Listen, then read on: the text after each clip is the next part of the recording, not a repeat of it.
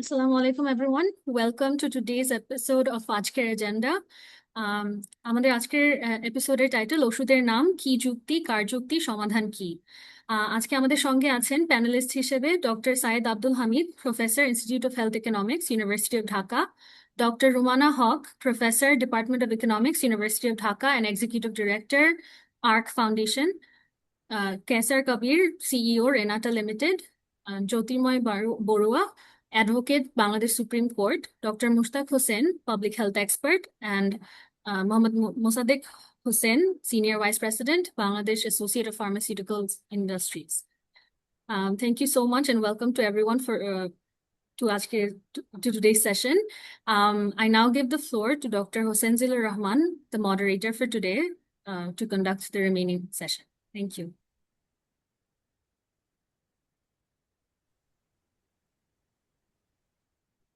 শুভ অপরাহ্ন। সবাইকে আজকের এজেন্ডা এই এপিসোডে পিপিআরসির তরফ থেকে সবাইকে স্বাগতম জানাচ্ছি। বিশেষ করে আমাদের প্যানেলিস্ট যারা, তাদেরকে ডক্টর রুমানা হক, কায়সার কবির, মোহাম্মদ মোসাদ্দেক হোসেন, মুশতাক হোসেন, সৈয়দ আব্দুল হামিদ এবং জ্যোতির্ময় বড়ুয়া।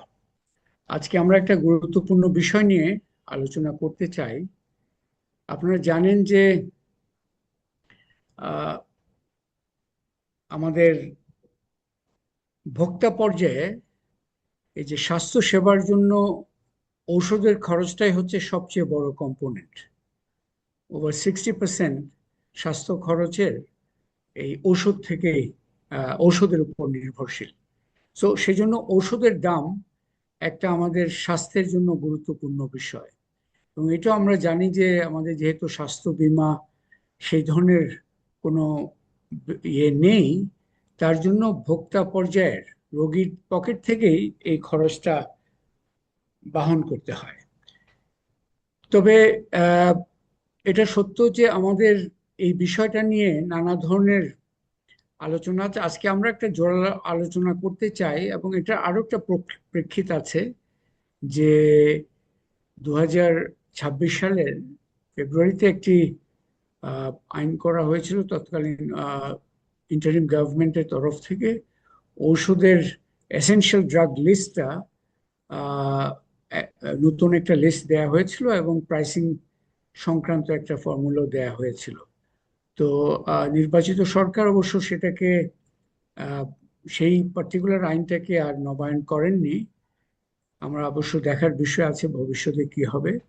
আজকে সেজন্য এই আলোচনাটায় আমরা আলোচনাটা করতে চাই যে পার্টিকুলার 4টা বিষয় এখানে আমার মনে হয় মাথায় রাখাটা খুব জরুরি একটা ভালো আলোচনার জন্য। একটি হচ্ছে অবশ্যই আমাদের রোগী পর্যায়ে এই যে স্বাস্থ্য খরচের যে বোঝা এবং তার ফলে দারিদ্র সৃষ্টির যে ঝুঁকি, সেটার একটা বিবেচ্য বিষয়। দ্বিতীয় বিবেচ্য বিষয় হচ্ছে যে আমরা জানি যে আমাদের অর্থনীতির একটা শক্তি হচ্ছে আপনার বিশেষ করে আমাদের ঔষধ শিল্পের স্থানীয় ঔষধ শিল্পের একটা ভালো বিকাশ হয়েছে। তো এই শিল্পের বিকাশও একটা অন্যতম গুরুত্বপূর্ণ বিষয় যেটা আমাদেরকে মাথায় রাখা দরকার। আবার ওষুধের দাম নির্ধারণে যে প্রাইসিং ফর্মুলা, এটা একটা গুরুত্বপূর্ণ বিষয় যে সঠিক পর্যায়ে আমরা প্রাইসিং ফর্মুলা ঠিক করতে পারছি কিনা। এবং সর্বশেষ হচ্ছে আমরা বিশেষ করে জনস্বাস্থ্যের দৃষ্টিকোণ থেকে সার্বিকভাবে সরকারের যে একটা দায়িত্ব আছে স্বাস্থ্য সেবা সংক্রান্ত, বিশেষ করে দরিদ্র জনগোষ্ঠীর স্বাস্থ্য সেবা সংক্রান্ত, সেটাকে কিভাবে সরকারি কর্মকাণ্ডের মাধ্যমে এটাকে করা যায়, এটাকে এক ধরনের সহনীয় পর্যায়ে রাখা যায়। তো এই 4টা বিষয় এখানে আমাদের মাথায় রেখে আমরা আলোচনাটা করতে চাচ্ছি। একটি হচ্ছে, আবারও আমি যদি একটু বলি, যে ভোক্তা পর্যায়ে আর্থিক খরচ, এই স্বাস্থ্য খাতে আর্থিক খরচের বোঝাটা সহনশীল কিভাবে রাখা যেতে পারে, সরকারের দায়িত্ব এই যে জনসাধারণের স্বাস্থ্য সেবাটা আহ, সহনীয় করার পর্যায়ে সরকারের যে দায়িত্ব, আর আরেকটি হচ্ছে ঔষধ শিল্পের একটা সুস্থ বিকাশ, এটাও কিভাবে যেন নিশ্চিত করা যায়, এবং ওষুধের দাম নির্ধারণ যে প্রাইসিং ফর্মুলা, সেখানে জনস্বাস্থ্য এবং শিল্পের বিকাশের মধ্যে সুষ্ঠু সমন্বয় কিভাবে করা যায়। এটা হচ্ছে আজকের আলোচনার বিষয়। এবং আজকে অলরেডি আপনারা শুনেছেন, আমরা প্যানেলিস্ট যারা আছেন তারা কিন্তু বিভিন্ন দৃষ্টিকোণ থেকে আশা করি একটা প্রাণবন্ত আলোচনা আমাদের সাথে উপহার দিতে পারবেন। তা আমি প্রথমে শুরু করি আমাদের সৈয়দ আব্দুল হামিদ। আপনি একাধারে জনস্বাস্থ্য এবং আপনি এই যে institute of health economics Dhaka ইউনিভার্সিটির প্রফেসর। এই পার্টিকুলার বিষয়টা যে এখানে এই যে সমন্বয় সাধনের একটা চ্যালেঞ্জ আছে, যে একটা শিল্পের ঔষধ শিল্পের বিকাশ, একই সাথে বা রোগী পর্যায়ের যে একটা সহনীয় ওষুধের দাম ভিত্তিক স্বাস্থ্য সেবার যে সহনীয় বিষয়টা নিশ্চিত করা, এটাকে আপনি আপনার প্রারম্ভিক এই সমন্বয়ের কাজটা কতটুকু হচ্ছে, এবং এই যে একটা আইন যেটা অন্তর্বর্তীকালীন সরকারের সময় করা হয়েছিল সেটা নবায়ন হলো না, এই বিষয়ে আপনার প্রাথমিক বক্তব্যটা একটু শুনতে চাচ্ছি।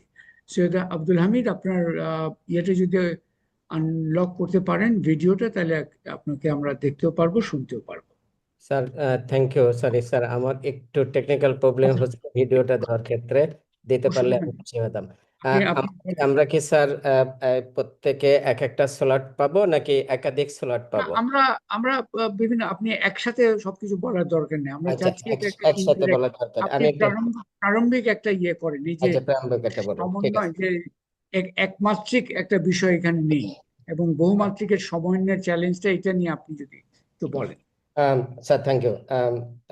আমি যেটা বলবো সেটা হচ্ছে যে, আমি যদি একটা হিস্ট্রিটা বলি, আমরা জানি যে 1982 সালের ওষুধ নীতির ফলে বাংলাদেশে ওষুধ সেক্টরের আজকে যে যে ভালো অবস্থা, সেটা একটা ভিত্তি। এবং তারপরে সেটার হাত ধরে 94 সালে আম, এই যে আমরা যে লিস্টটা দেখি, 117টা ড্রাগের একটা এসেনশিয়াল লিস্ট, সেটার একটা প্রাইসের একটা ফর্মুলা, সেই ফর্মুলাটা হচ্ছে কস্ট প্লাস মার্কআপ, একটা ফর্মুলার ভিত্তিতে 117টা ওষুধের দাম নির্ধারণ করা একটা বিধান ছিল। কিন্তু দুর্ভাগ্যক্রমে যেটা হয়েছে সেটা হলো যে এই 194 সাল থেকে এই 26 সাল পর্যন্ত সেই 117টা প্রোডাক্টের একসাথে সম্মিলিতভাবে কোনো সময় দাম অ্যাডজাস্ট হয়নি, কোনো কোনো সময় কিছু কিছু হয়েছে। এবং 2000 বা 2022, 2020 বা 22 সালের পর থেকে এটার কিন্তু টোটাল আর দামের কোনো পরিবর্তন হয়নি। একটা কমার্শিয়াল প্রোডাক্ট কখনো একটা ফিক্সড দামে যুগ যুগ ধরে এটা হতে পারে না। এইটা হচ্ছে যে আমাদের একটা ভুল। এটা মানুষের একটা কেন যেন একটা আকাঙ্ক্ষা, যেটা সেটা হলো যে সবকিছুর দাম বাড়তে পারে কিন্তু ওষুধের দাম বাড়তে পারে না। ফলে যেটা হয়েছে, এখানে ফার্মাসিউটিক্যাল কোম্পানির লোকজন আছেন, তাদের প্রতি শ্রদ্ধা রেখেই বলছি। ফলে যেটা হয়েছে সেটা হচ্ছে যে এইগুলোর যারা শুধুমাত্র এই প্রোডাক্টগুলোই উৎপাদনের উপর নির্ভরশীল ছিল, তাদের অনেক কোম্পানি কিন্তু বন্ধ হয়ে গেছে, এবং অনেকে কিন্তু এই ধরনের প্রোডাক্ট তৈরি করে না। আর যারা এটা প্রোডাক্ট তৈরি করছেন, আসলে এটা তারা কিন্তু ক্রস সাবসিডাইজেশন দিয়ে, দ্যাট মিনস অন্য প্রোডাক্ট থেকে সাবসিডি দিয়ে কিন্তু এই প্রোডাক্টগুলো চালিয়ে যাচ্ছেন আর কি। হ্যাঁ, আব্দুল আমি প্রফেসর হামিদ, একটু আমি আমাদের যারা যুক্ত আছেন জুমে বা ফেসবুক লাইভে, তাদের একটু বোঝার জন্য, আপনি বললেন যে বেশ কিছু কোম্পানি বন্ধ হয়ে গেছে, তাই তো? বন্ধ এইটা হয়ে গেছে। বন্ধ হয়ে গেছে, এটার কারণটা যদি আরেকবার একটু ব্রিফলি বলেন, এই যে বন্ধ হয়ে গেল, এর পেছনে কারণটা, মূল আর কারণটা আর কি? আমরা যদি একটা এক্সাম্পল দিই, আমি একটা একদম একটা এক্সাম্পল দিই। আমরা 94 সালে যে চালটা সাপোজ 10 টাকা দিয়ে কিনতাম, এখন সেই চালের কেজি নিশ্চয়ই 10 টাকা নাই। এখন সেটা নিশ্চয়ই 30, 40, 50, 60 টাকা হয়েছে। কিন্তু ওই যে যে 117টা ক্যাটাগরি এসেনশিয়াল মেডিসিন, যেটা আহ, এইটার প্রাইস রিভিউ, আমি যেটা বললাম, কমপ্লিট প্রাইস রিভিউ কখনো হয়নি। এটা কেন হয়নি? সেটা হচ্ছে যে ফলে এই প্রোডাক্টগুলো উৎপাদন করা কোনোভাবেই এটা আচ্ছা, আর আমরা আমরা বুঝতে পারলাম যে আপনার কমার্শিয়াল এটাকে ভ্যালু নয় স্যার। একটা যে দামটা এক ধরনের ফ্রোজেন ছিল, তাই তো, যার ফলে এই যে পরিবর্তিত পরিস্থিতিতে উৎপাদকদের জন্য এটা ডিফিকাল্ট হয়ে গেছে। ওকে, বুঝতে রাইট পেরেছি। আপনি প্লিজ প্রসিড করেন। স্যার। তাহলে আমি এই জায়গাটায় আসি যে কেন এই যে দামের অ্যাডজাস্টমেন্টটা হলো না, এটা কস্ট প্লাস মার্কআপ।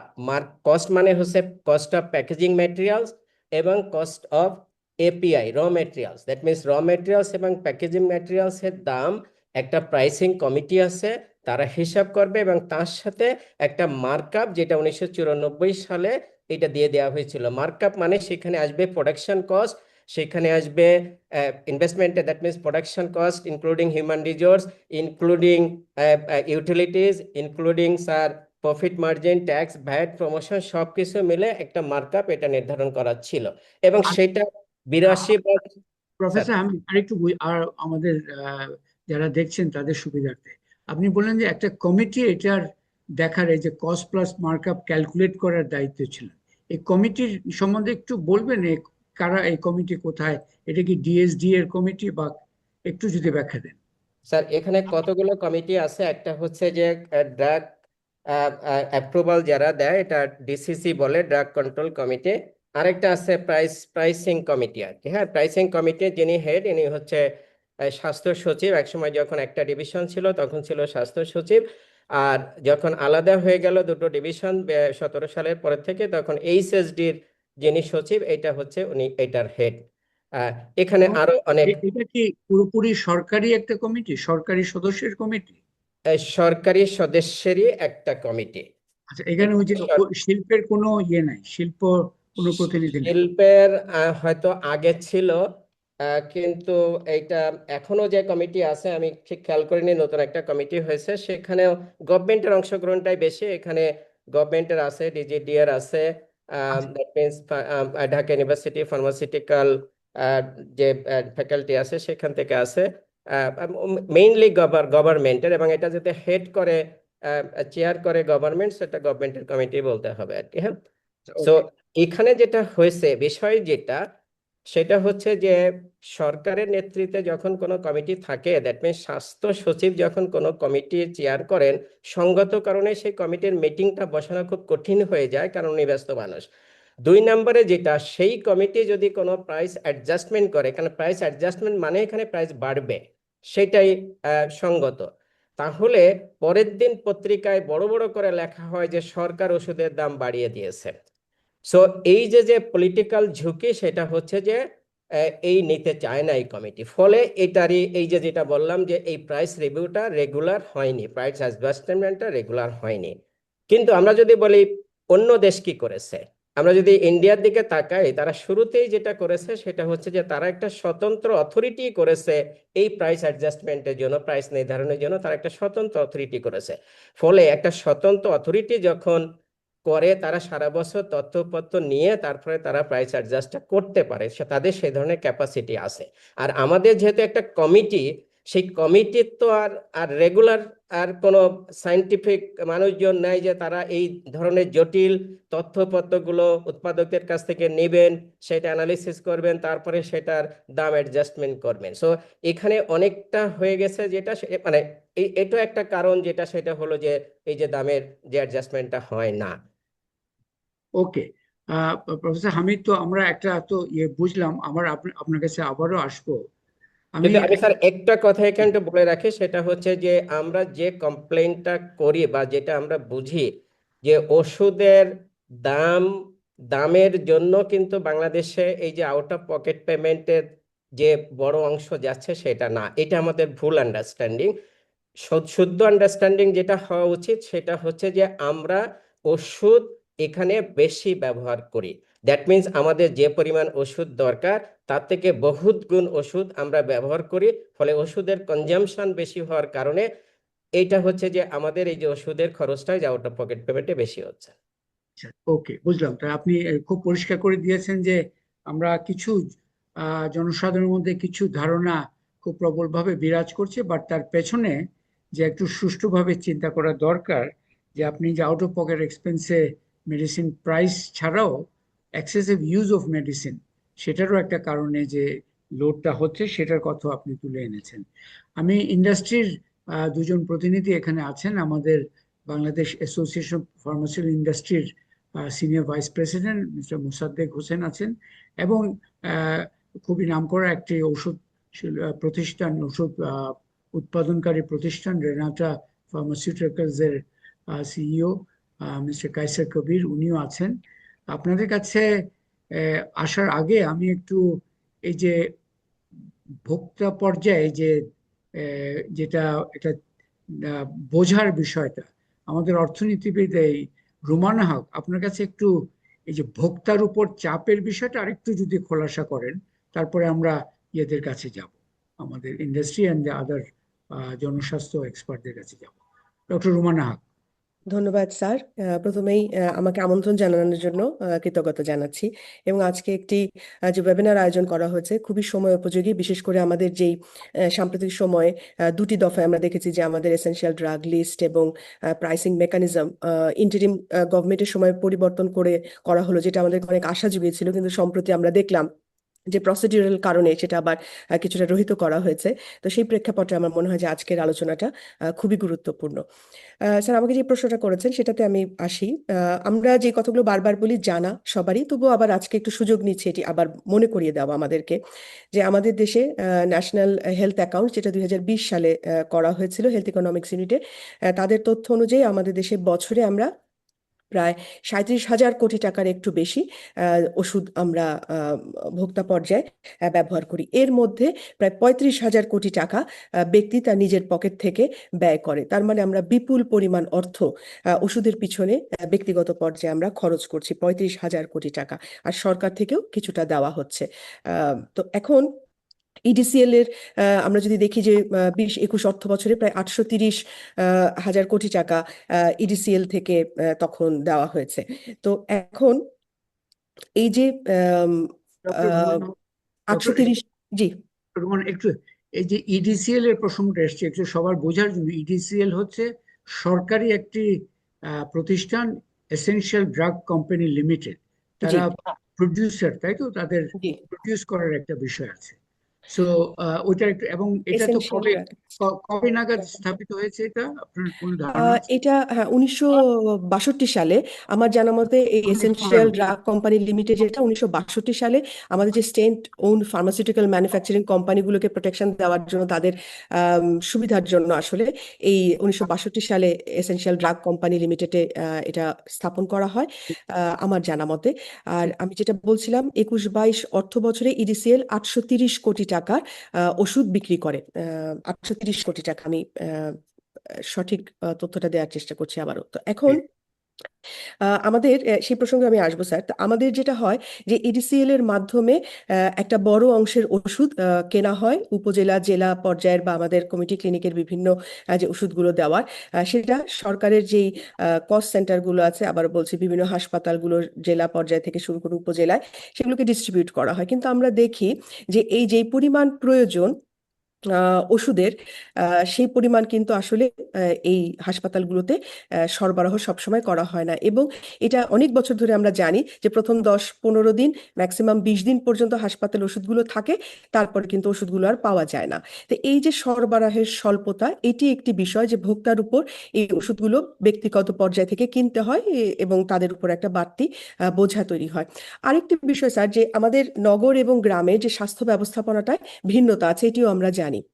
এবং আমাদের যেহেতু গ্রামাঞ্চলে আমাদের কমিউনিটি ক্লিনিক থেকে শুরু করে উপজেলা হেলথ কমপ্লেক্স বা ডিস্ট্রিক্ট হাসপাতালগুলোতে আমরা বিনামূল্যে অনেকগুলো ওষুধ পেয়ে থাকি, কিন্তু নগর অঞ্চলে দেখা যাচ্ছে এই ধরনের আমাদের যে আরবান ডিসপেন্সারি আছে বা যে এনজিও ক্লিনিকগুলো কাজ করেন, তাদের অনেক ক্ষেত্রেই কিন্তু একদম বিনামূল্যে ওষুধ দেওয়া হয় না। এখানে সাবসিডাইজ প্রাইস কিছুটা কম মূল্যে পাওয়া যায়, তারপরেও কিন্তু ভোক্তাকে তার এই ওষুধগুলো কিনতে হয়। আমরা দীর্ঘদিন ধরে এটাও জানি যে সরকারি হাসপাতালগুলো আমরা দেখি যে সকাল 10টা থেকে 2টা পর্যন্ত চলে, তারপরে যদি কারোকে ওষুধ কিনতে হয় তাকে ফার্মাসিউটিক্যাল ইন্ডাস্ট্রির উপর, অর্থাৎ ফার্মেসি থেকে তাকে কিন্তু ওষুধগুলো কিনতে হচ্ছে।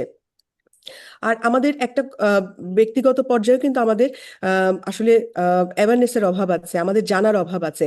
আমরা একটা ডাক্তারকে দেখানো, যেহেতু আমাদের ওরকম রেফারেল সিস্টেম নাই, চাইলে আমরা একদম বিশেষজ্ঞ ডাক্তারের কাছে চলে যেতে পারি, আবার প্রাইমারি হেলথ কেয়ারও যেতে পারি, কিন্তু দেখা যায় একটা প্রবণতা থাকে যে আমরা ফার্মাসিদের কাছে যাই এবং তাদের কাছ থেকে নিজেরাই ওষুধ কিনে নেই, এবং অনেক সময় আশেপাশের অন্যদেরকে জিজ্ঞেস করি। এটা এমনকি শিক্ষিত থেকে শুরু করে নিরক্ষর সবার মধ্যে এই প্রবণতা থাকে যে অন্যের প্রেসক্রিপশন দেখে আমরা একটা ওষুধ কিনে ফেলি, অথবা নিজে আগে যা ওষুধ খেয়েছিলাম সেটা থেকেও আমরা ওষুধ কিনে ফেলি। প্রফেসর হামিদ যেটা বলছিলেন যে এক্ষেত্রে যেটা হয় যে আমি যদি সত্যিকার একজন স্বাস্থ্যকর্মীর সাথে কথা বলতাম, হয়তো আমার এই ওষুধের প্রয়োজন হতো না, তারপরেও আমরা কিন্তু অতিরিক্ত ওষুধ ভোগ করছি, সেটাও একটা অতিরিক্ত বোঝা আমাদের কাছে ওষুধের জন্য আসলে তৈরি করে।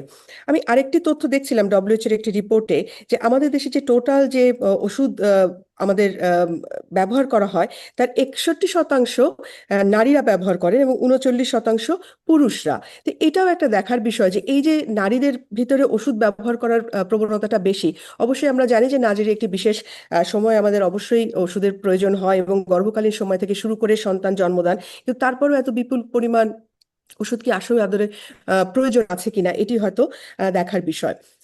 আরেকটি বিষয় বলতে চাই যে আমাদের আসলে তথ্য উপাত্তের তো ঘাটতি আছে, যে আমরা প্রোডাকশন থেকে শুরু করে যে আমরা কতটুক ইম্পোর্ট করলাম, ইম্পোর্ট কস্ট কত, ম্যানুফ্যাকচারিং ক্ষেত্রে প্রাইস কত, ডিস্ট্রিবিউশনের মার্জিন কত, হোলসেলারের মার্জিন কত, ফার্মাসিউটিক্যাল ইন্ডাস্ট্রির এই মার্জিনটা কত, আবার প্রমোশনাল অ্যাক্টিভিটি আছে, সেটারও একটা কিন্তু খরচ আছে।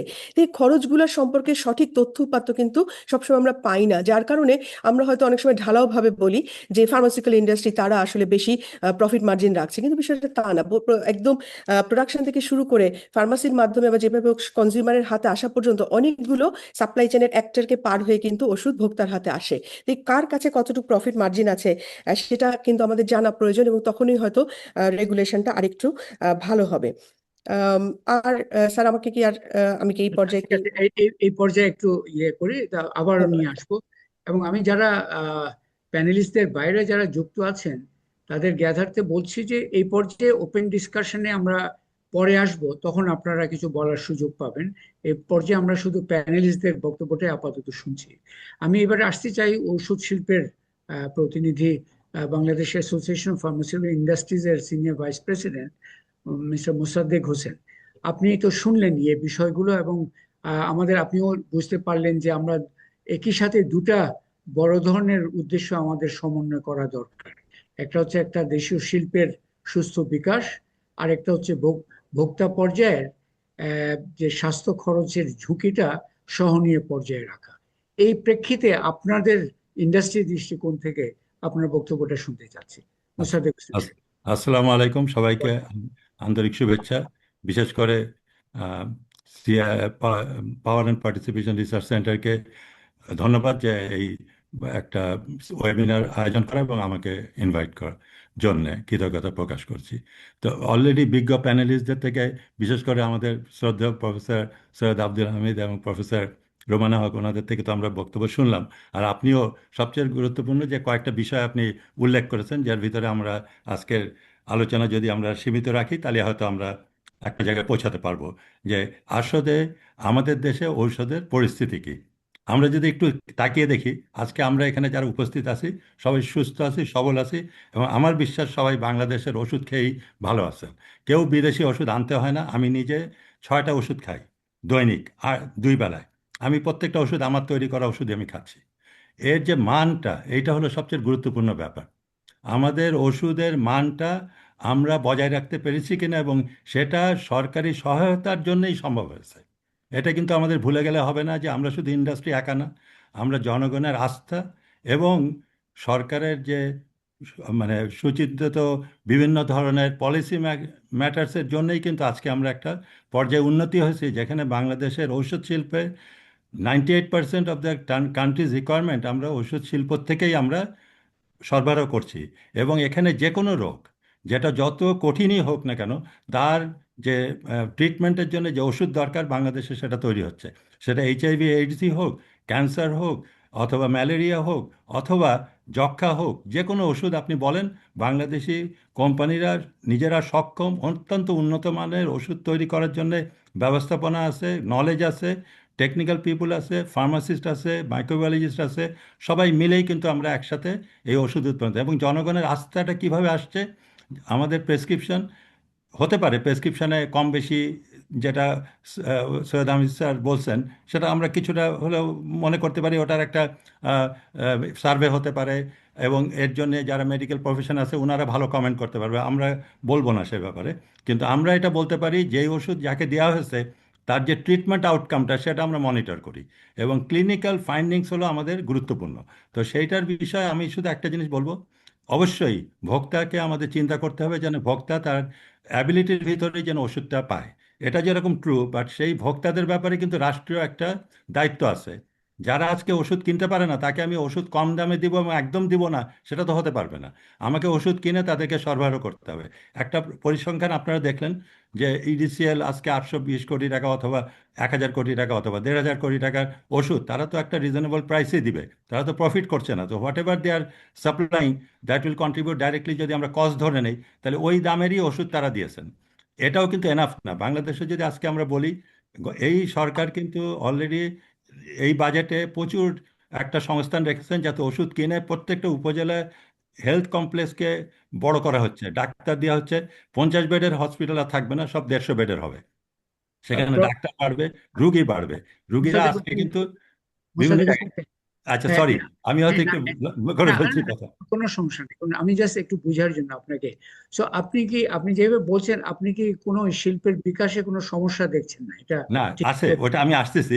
ওইখানে দুইটা কমেন্ট তো আসছে অলরেডি, যে একটা গেজেটের ব্যাপারে অথবা একটা 1994-এর যে একটা পলিসি ছিল সেটা একটা পোর্শন আমরা একটু ওয়াকিবহাল হলাম।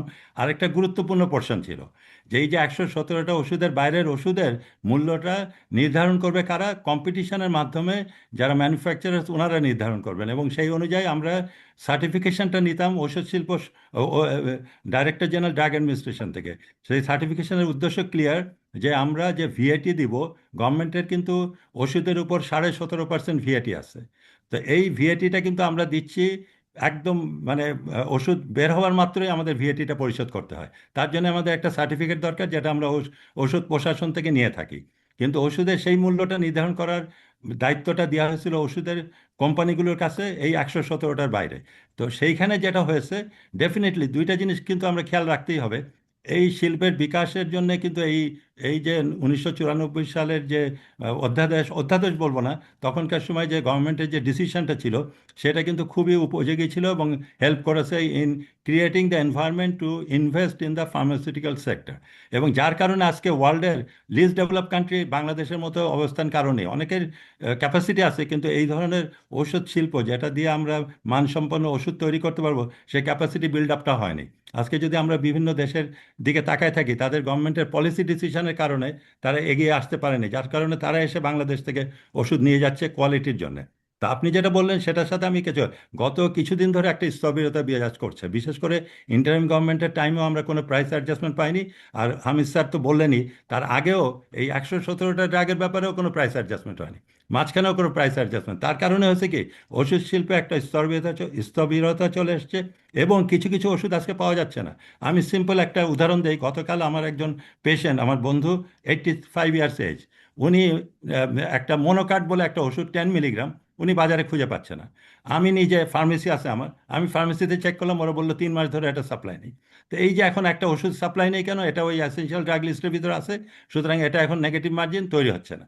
এখন এইভাবে যদি একটা ওষুধ হারায় আচ্ছা, যায়। জি। মুসাদ্দেক হোসেন সাহেব, একটু জাস্ট, আপনি বললেন যে কোনো প্রাইসিং ফর্মুলা হয় নাই ইত্যাদি, কিন্তু এই না, যে প্রাইসিং ফর্মুলা বলবো না, প্রাইস অ্যাডজাস্টমেন্টের জন্য কোনো মানে ইয়ে ব্যবস্থা নেওয়া হয়নি। রাইট, কিন্তু ওই 26শে ফেব্রুয়ারিতে যে ইন্টারিমের একদম শেষের দিকে একটা কি যেন পাশ হলো না, যে জি, একটা গেজেট করা হয়েছিল যেটাতে স্টেক হোল্ডার হিসাবে আমাদেরকে কোনো মতামত নেওয়া হয়নি। আমরা গেছি 2টা মিটিংয়ে, আমরা যে মতামত দিয়েছিলাম সেটা প্রপারলি রিফ্লেক্টেড হয় নাই। ওইটার উদ্দেশ্য কি ছিল তাহলে? ওই ওই ওইটার উদ্দেশ্য আমি বুঝতে পারবো না, কেননা যারা ওটা করেছেন তারা ভালো ঠিক বলতে আছে, পারবেন। আরেকজন থেকে আমরা যারা রিসিপিয়েন্ট, আমরা যারা দেখেছি গেজেটটা, আমি মনে করি এই সরকারের অত্যন্ত একটা গুরুত্বপূর্ণ সিদ্ধান্ত যে ওই পার্টিকুলার গেজেটটাকে ক্যান্সেল করা। কারণ এই আচ্ছা, গেজেট ক্যান্সেল না করলে ওষুধ শিল্পের কোনো বিকাশ হতো না। এবং যে প্রাইসিং ফর্মুলাগুলো এখানে দেওয়া হয়েছে, আমরা as a stakeholder from Bangladesh association of pharmaceutical industry আমরা মনে করি এটা আরও ক্লোজলি দেখা দরকার এবং আরও Okay. সবাই মিলে বসে আমরা একটা সিদ্ধান্তে যেতে পারি, যেখানে দুইটা জিনিসই, ওষুধ শিল্পের বিকাশের সাথে সাথে ভোক্তাদের যে সহনশীল অবস্থায় কিভাবে ওষুধ পেতে পারে, সবচেয়ে ইম্পর্টেন্ট হলো মানসম্পন্ন ওষুধ যেন পায়। আমরা যেন কোনো অবস্থায় ভুলে যাই না যে ওষুধ যে কোনো প্রকারে তৈরি করে দিলেই হবে, তা না। কিন্তু আমির স্যার কিন্তু কারেক্টলি বলেছেন যে এর পর্যায়ে কিন্তু অনেকেই আছেন, প্রফেসর রুমানা হক ম্যাডামও বলেছেন যে অনেক সেক্টর আছে যারা involve in the supply chain. কিন্তু সবচেয়ে গুরুত্বপূর্ণ ব্যাপারটাই কিন্তু তৈরির সময়, তৈরির যে এনভায়রনমেন্টটা, তো ওখানে মার্কআপ দিয়ে কিন্তু করা যাবে না। ওখানে চিন্তা করতে হবে যে ওষুধের যে উপাদানগুলো, অ্যাক্টিভ ফার্মাসিউটিক্যাল ইনগ্রেডিয়েন্টস এবং এক্সিপিয়েন্টস, দুটারই কিন্তু গুরুত্বপূর্ণ ব্যাপার আছে যেন কোয়ালিটি হয়। এবং সেই কোয়ালিটি মেনটেন করতে গেলে আমি যদি ফ্রি প্রাইসিংয়ে না যাই, তাহলে কিন্তু আমি হাই কোয়ালিটি প্রোডাক্ট বাংলাদেশে পাবো ঠিক না। আছে, তো ঠিক আছে। এইটা একটা আমার অবজারভেশন। তো সরি, আমি থ্যাংক অনেক ইউ। কথা বলে ফেললাম। না, খুব পরে ভালো, সুযোগ খুব হলে আবার ভালো। বলবো। আমি না, আমাদের আরেকজন মানে আমাদের সিনিয়র একজন পার্সন আছেন, মিস্টার কায়সার কবির, ওনারও আপনি যদি একটু নিশ্চয়ই। ওপিনিয়ন আ- শোনেন, তাহলে হয়তো আমার সম্বন্ধে আপনি তো মানে আপনি ক্লিয়ার আরো হবে। আপনি আরো কিছুক্ষণ থাকেন, আপনাকে আবারও না, আমি আমাদের। ইনশাল্লাহ 4টে পর্যন্ত আছি, হ্যাঁ, এর ভিতর ঠিক যদি আছে, ইনশাল্লাহ ইনশাআল্লাহ। আপনি বলেন। হামিদ, আমি আমাদের আর থ্যাংক ইউ, অন্যদের আসার আগে, সবাইকে শুভেচ্ছা। হ্যাঁ, হামিদ, একটু জাস্ট একটা ক্লারিফিকেশন শুধু। জি। এই যে 26শে ফেব্রুয়ারিতে যেটা হলো, সেখানে প্রাইসিং সংক্রান্ত কি ডিরেকশন ছিল? এই যে একটা প্রাইসিং গেজেটিং অর্ডার। সম্বন্ধে দুইটা প্যারা ছিল। একটা হলো, প্রথম কথা, এসেনশিয়াল ড্রাগ লিস্ট একটা রিভাইজ করে নাম্বার বাড়ানো হয়েছিল।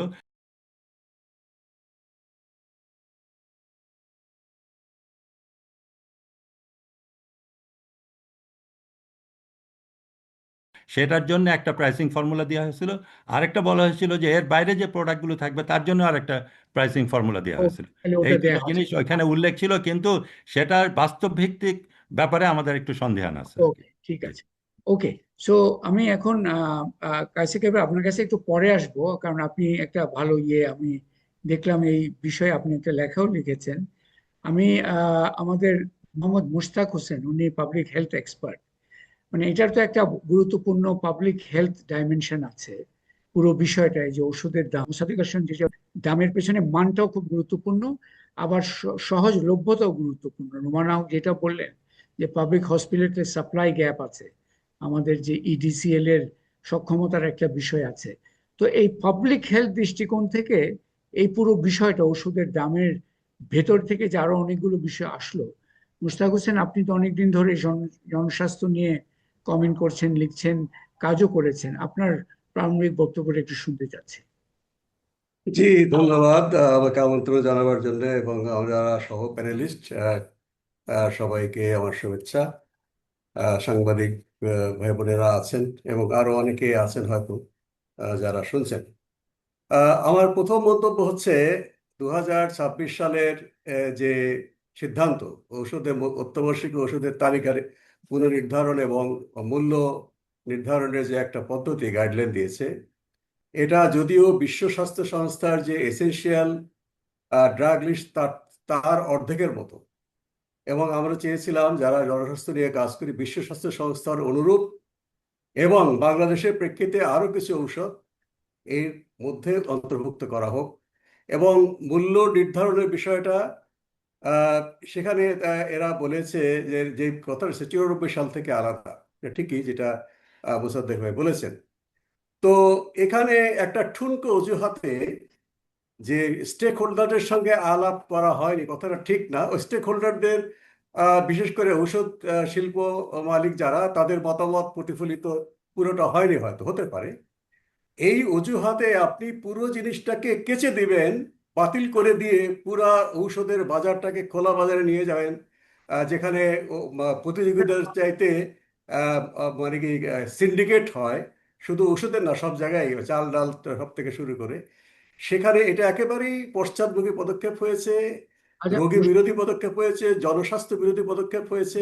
মুশতাক এটাকে হোসেন, রেখেই এটাকে মুশতাক হোসেন, রেখেই আজকে যে মুশতাক হোসেন, আলোচনা। জি, একটু একটু জি, জাস্ট আপনাকে আমাদের বুঝার সুবিধার্থে।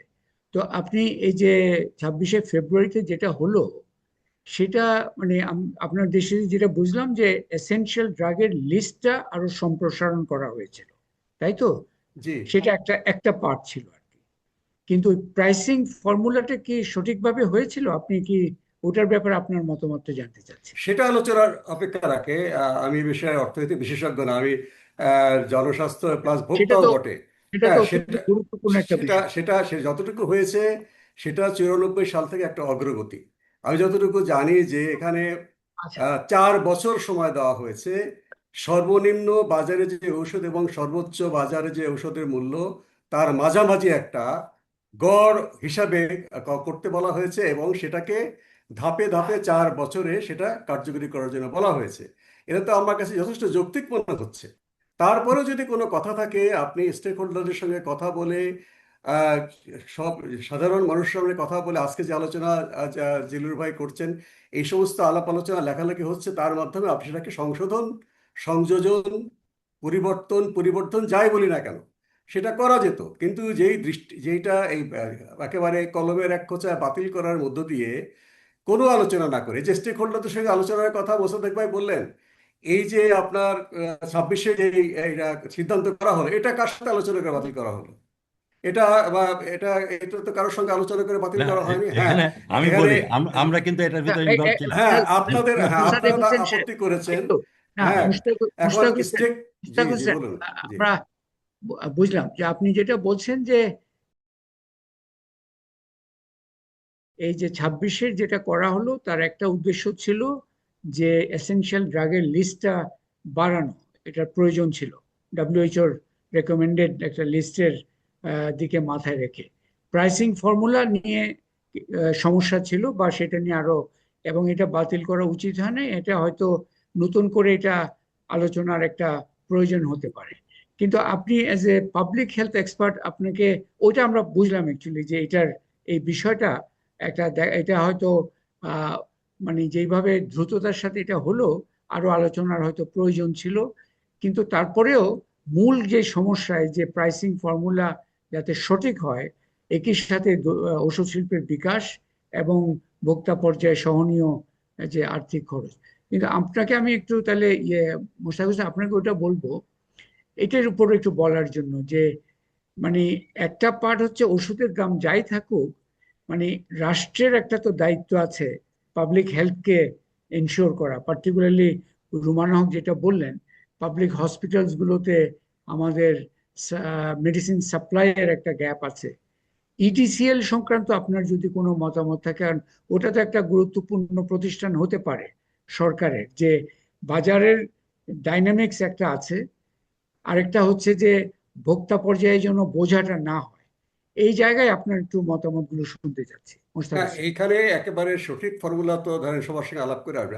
আমরা যেটা চাই সেটা হচ্ছে যে অত্যাবশ্যকীয় ঔষধগুলো সরকার বিনামূল্যে বা নামমাত্র মূল্যে সরবরাহ করবে বা বাইরের খোলা বাজারে সেটা মানুষের ক্রয় ক্ষমতার মধ্যে না থাকবে। না, এখানে এখানে দুটা বিষয়, মোস্তাক হোসেন, দুটো আলাদা জিনিস। একটা হচ্ছে খোলা বাজারে তো নাম মূল্যে হবে না। আপনি না, যেটা আমি সেটা বলছি না।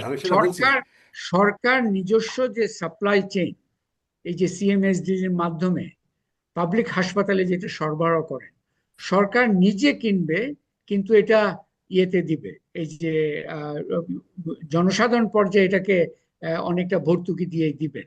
এটাই তো, না এটাই তো আমি সে হচ্ছে যে হ্যাঁ হ্যাঁ আমি বলছি না যে ঔষধ কোম্পানিগুলো তাদের পকেটে পয়সা দিয়ে এটা করে সম্ভব না। আমি না, ঔষধ এটা কোম্পানির মালিক করব না। কিন্তু সম্ভব এখানে না কেন? সরকার সরকার সরকারের কিভাবে দায়িত্বের যে বিষয় আছে। হ্যাঁ সরকার কিভাবে সাবসিডি দেবে এবং ঔষধ কোম্পানিগুলো কতটুকু কন্ট্রিবিউট করবে। এসেনশিয়াল ড্রাগ কোম্পানি লিমিটেড যখন তারা একটা সিদ্ধান্ত হয়েছিল যে তারা এই ওষুধ অত্যাবশ্যকীয় ঔষধ সবগুলো তারা প্রোডাকশন করবে পর্যায়ক্রমে। অন্তর্বর্তী সময়ে তারা এই ওষুধ কোম্পানিগুলোর কাছ থেকে তারা বিভিন্ন ইনসেনটিভ দিয়ে বা ক্রস সাবসিডি দিয়ে যেভাবে যতগুলো পদ্ধতি আছে তা করবে। কিন্তু আমি যতটুকু শুনেছি সত্যিকারের জানি না, ওষুধ ভাই বলবেন যে সরকার কেন ঔষধ উৎপাদন করবে, এটা ফার্মাসিউটিক্যাল কোম্পানিগুলো ব্যক্তিগতভাবে করবে। এই আপনার আইপিএইচে যে আপনার স্যালাইনের ছিল প্ল্যান ছিল সেটা তাদের চাপে বন্ধ হয়ে গেল, যদিও পরবর্তী পর্যায়ে ইটিসিএল সীমিত আকারে করছে।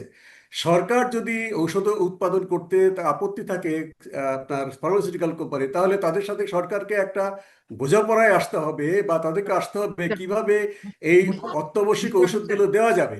মোশতাক সেক্ষেত্রে হোসেন, তো একটু জি একটু এক মিনিট, এক মিনিট, যেহেতু আপনারা দুজনে আছেন, এটা সেক্টরের যে ফার্মাসিউটিক্যাল সেক্টরের কি সরকার ঔষধ উৎপাদন করুক এটার ব্যাপারে আপনাদের কোনো ইয়ে আছে, আপনাদের কোনো স্ট্যান্ড পয়েন্ট আছে? মানে সরকার ধরেন নিজে ঔষধ উৎপাদন করে সেটা তো আর বাজারে বিক্রি করবে না, এটা হচ্ছে for the public hospital supply chain. জি। এই ব্যাপারে মানে মোশতাক হোসেন যেটা অনেকটা বলছেন যে প্রাইভেট সেক্টরের একটা ইয়ে আছে, এক ধরনের না, এ ব্যাপারে তো আমাদের কোনো আপত্তি নেই। আমরা তো এসেনশিয়াল ড্রাগ কোম্পানিতে আমাদেরই সহকর্মীরা আছেন, মানে সহযোগীরা আছেন, তাহলে সেটা মোশতাক হোসেন সরকারের যে, এটা একটা এটাতে ক্লিয়ার আমাদের হলো কোনো যে আপত্তি নেই। এটা যে essential drug list essential drug company limited যেটা 1962 তৈরি হয়েছিল, জি। তার মানে হচ্ছে সরকারের নিজস্ব একটা উৎপাদন সক্ষমতা আছে। ও যে তার যে রাষ্ট্রীয় দায়িত্ব পাবলিক হসপিটাল যে মেডিসিন সাপ্লাই চেইন অক্ষত রাখা, বাজার থেকে ক্রয় করা ছাড়াও নিজেই একটা সক্ষমতার ভিত্তিতে করতে পারে, এটার তো একটা যুক্তি আছে। মোশতাক হোসেন, আপনি কি ওটা স্বীকার করবেন? হ্যাঁ, নিশ্চয়ই সেটা ঠিকই আছে যে এসেনশিয়াল ড্রাগ কোম্পানি এসেনশিয়াল সমস্ত ঔষধ তারা উৎপাদন করবে, এবং তারা তাদের সরকারি রাষ্ট্রীয় ভর্তুকি দেখবে, যেভাবে একটা সার্বজনীন স্বাস্থ্য সুরক্ষা নিশ্চিত করবার জন্যে আউট অফ পকেট এক্সপেন্ডিচার কমানোর জন্য সেটা ভূমিকা রাখবেন। সেক্ষেত্রে হয়তো রাতারাতি এইটা করা যায় না। এখানেও নানা সমস্যা হচ্ছে। গোপালগঞ্জে ওষুধ কোম্পানি ইডিসিএল এর কারখানা প্রায় মানে হয়ে গেছিল, জনবল নিয়োগ করা হয়েছে, যন্ত্রপাতি আসছে, রাজনৈতিক কারণে আপনার এই গণঅভ্যুত্থানের পরে পুরোপুরি বাতিল করে সেটা অন্য এক জায়গায় নেওয়া হচ্ছে, যেটা করতে কত বছর লাগে জানি না। এটা অবশ্য ভিন্ন প্রশ্ন। আহ, এইভাবে আপনার রাষ্ট্রীয় সক্ষমতা অর্জনের প্রশ্নটা হচ্ছে, রাষ্ট্রীয় সক্ষমতা অর্জনের আগ পর্যন্ত আমরা কিভাবে এখন এই জায়গাটা সমাধান করতে পারি। এক্ষেত্রে ফার্মাসিউটিক্যাল কোম্পানিগুলোর যে যুক্তিগুলো আছে, জনগণের যুক্তিও শুনতে হবে, যারা এই বিষয়ে অভিজ্ঞ তারা বলবে। যখন 1982 সালে ওষুধ নীতি হয়, তখন কিন্তু আমাদের দেশের যারা ওষুধ কোম্পানি ছিল অধিকাংশ মাল্টি ন্যাশনালের বাংলাদেশের প্রতিনিধি তারা তীব্র আপত্তি করেছিলেন। মোশতাক হোসেন, ওই কিন্তু সেই ওষুধ ওইটা নীতি হওয়ার পরে দেখা গেল আমাদের ওষুধ কোম্পানিগুলোই কিন্তু লাভবান হয়েছে, আজকে মোশতাক তারা হোসেন, দেশ ছাড়িয়ে বিদেশেও দিচ্ছে। জি।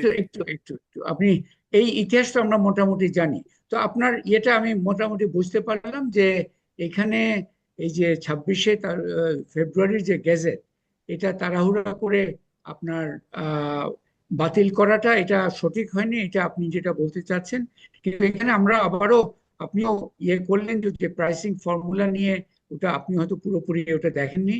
তো এখানে আরো অনেকগুলো বিষয় জড়িত আছে। আমি এই পর্যায়ে আমাদের জ্যোতির্ময় বড়ুয়া, ব্যারিস্টার জ্যোতির্ময় বড়ুয়া, উনিও জনস্বাস্থ্যের দৃষ্টিকোণ থেকে, particular consumer association of Bangladesh, সেই ক্যাবের একজন ভেরি অ্যাক্টিভ সদস্য হিসাবে উনি এই পার্টিকুলার বিষয়টা, এই যে ঔষধের দাম, জনস্বাস্থ্য এবং এই যে সেই অর্থে যে আর্থিক বোঝা, এই বিষয়গুলোকে জ্যোতির্ময় বড়ুয়া আপনি একটু যদি আপনার দৃষ্টিভঙ্গিটা তুলে ধরেন।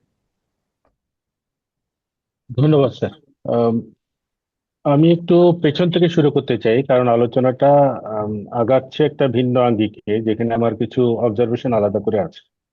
নিশ্চয়ই। প্রথম বক্তা প্রফেসর আব্দুল হামিদ সাহেব কিছু কথা বলেছেন, সেখানে একটু বোধহয় সংযুক্তির প্রয়োজন আছে বা কিছু কিছু জায়গায় সংশোধনেরও প্রয়োজন আছে তথ্যগত। সেটা হচ্ছে 117টি এসেনশিয়াল ড্রাগস এর যে মূল্য নির্ধারণ করার, সরকার যে মূল্য নির্ধারণ করবে এটার যে সিদ্ধান্ত, সেটাকে তিনি পলিসি বলছেন। এটা আসলে পলিসি আকারে পাবলিশ হয়নি, এটা একটা ড্রাফট ছিল। ফলে ওইটাকে ইমপ্লিমেন্টেশনের যখন প্রশ্ন আসবে, সেটার আইনগত আসলে কোনো ফোর্সই নেই।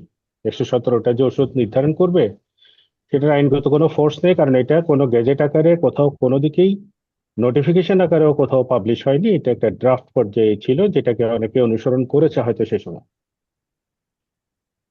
তারপরে ভারতের তিনি একটা উদাহরণ দিয়েছেন যে প্রাইস রিভিউ না হওয়ার কথাটা যেরকম বলেছেন, সেটা সত্যি।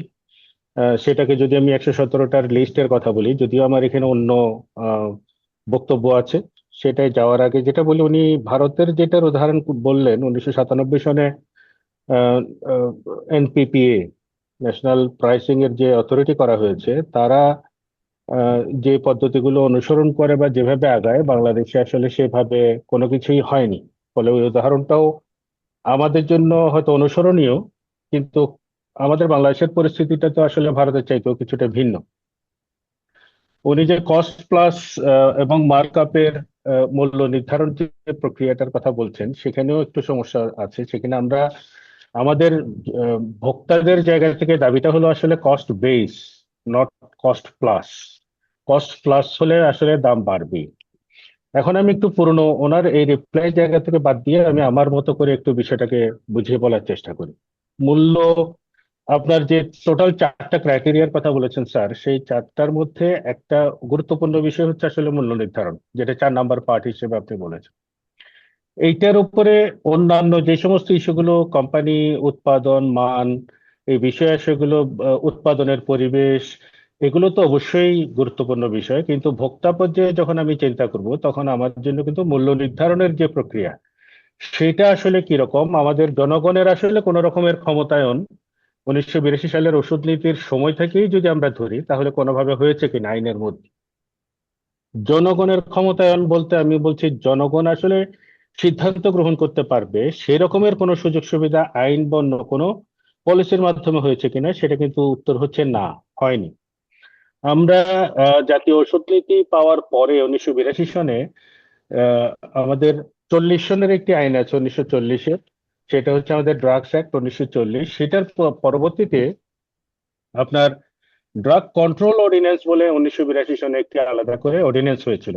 নামটা একটু কাইন্ডলি খেয়াল করবেন, ড্রাগ কন্ট্রোল অর্ডিন্যান্স। তার মানে হচ্ছে সরকার এই ওষুধটাকে নিয়ন্ত্রণ করার জন্য, শব্দটা কিন্তু নিয়ন্ত্রণ, নিয়ন্ত্রণ করার জন্য আলাদা করে অর্ডিন্যান্স করেছে।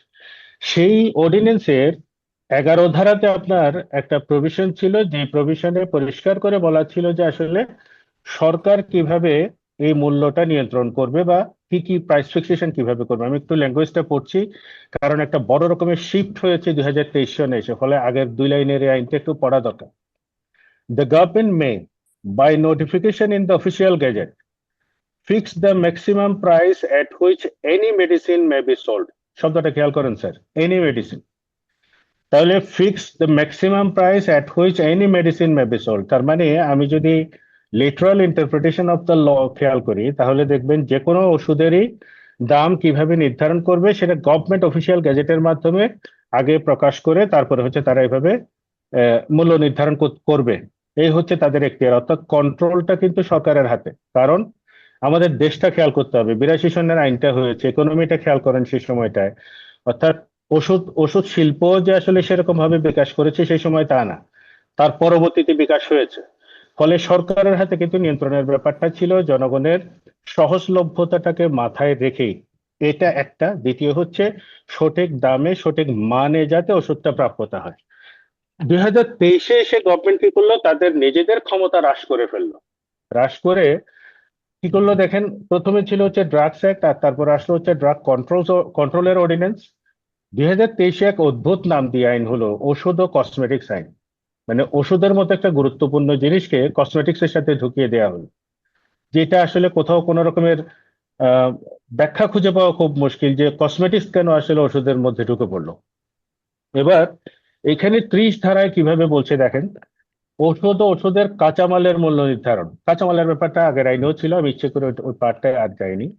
30 ধারায় বলছে যে সরকার সরকারি গেজেটের প্রজ্ঞাপন দ্বারা উপধারা 2 এর অধীন তালিকাভুক্ত এবং আমদানিকৃত ওষুধের সর্বোচ্চ খুচরা মূল্য নির্ধারণ করিতে পারিবে। তাহলে দুই দুই কি আছে, সরকার উপধারা 1-এর উদ্দেশ্য পূরণ কল্পে যে সকল ওষুধের সর্বোচ্চ খুচরা মূল্য নির্ধারণ করা হইবে, উহাদের একটি তালিকা প্রস্তুত করিয়া সরকারি গেজেটে প্রজ্ঞাপন দ্বারা প্রকাশ করিবে। তাহলে দুটো বিষয় স্যার এখানে আছে। এক হচ্ছে সরকার নিজেরাই বলছে, আগেরটাতে ছিল হচ্ছে এসেন্সটা এরকম যে সকল ওষুধের মূল্য সরকার নির্ধারণ করবে। আর 30 ধারাতে 2023-এ এসে বলছে যে ওনারা ইঙ্গিতই দিয়ে দিলেন আইনে সব করবেন না, যেগুলো করবেন সেটার গেজেটের মাধ্যমে একটা তালিকা করবেন। সেই তালিকা যদিও এখনো পর্যন্ত পাবলিশ হয়নি, 2023-এর পরে এই আইনটাই লেটেস্ট আইন। 26 পর্যন্ত এখন কোনো তালিকাও নেই।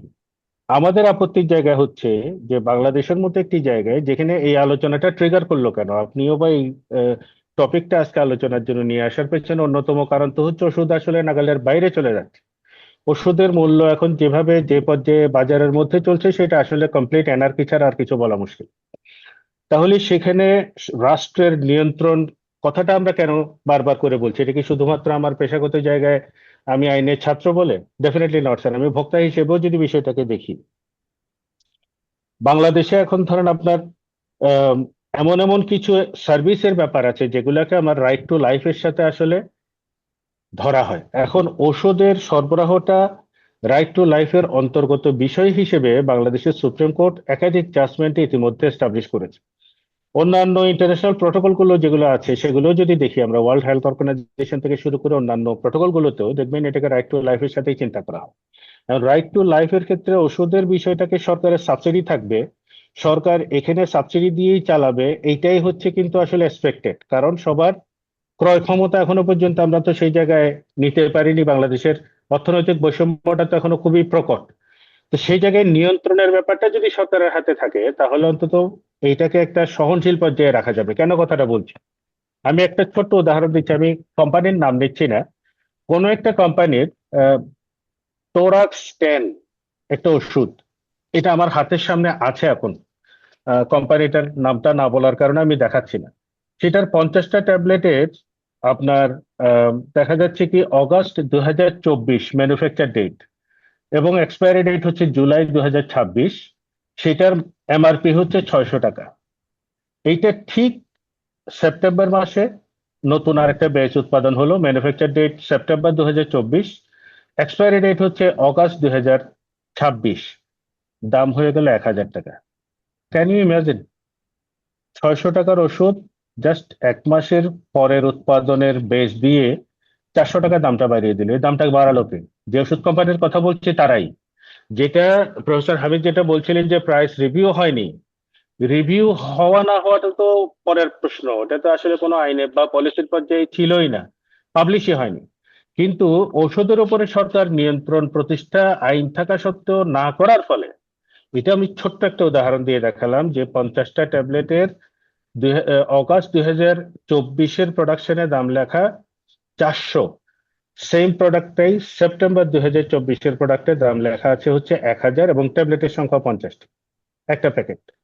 তাহলে এই যে পুরো অলিগোপলি প্রতিষ্ঠা করার মতো একটা ব্যাপার ওষুধের মধ্যে, ওষুধ শিল্পের মধ্যে রয়েছে, মানুষের নাগালের বাইরে হওয়ার কারণে এইটা নিয়ে রীতিমতো তদন্ত হয়েছে। ওষুধের যে মূল্য নির্ধারণ করার কথা বলেছেন যে কতগুলো কমিটি আছে, 10টির মতো কমিটি আছে আসলে বিভিন্ন নামে ওষুধ প্রশাসনের অধীনে। সেই কমিটিগুলোতে যদিও প্রফেসর হামিদ বলছিলেন যে অধিকাংশ ক্ষেত্রে সরকারের আধিক্য বেশি, এখানে কিন্তু ওষুধ কোম্পানি থেকে ওষুধ কোম্পানির আধিক্যই বরঞ্চ বেশি।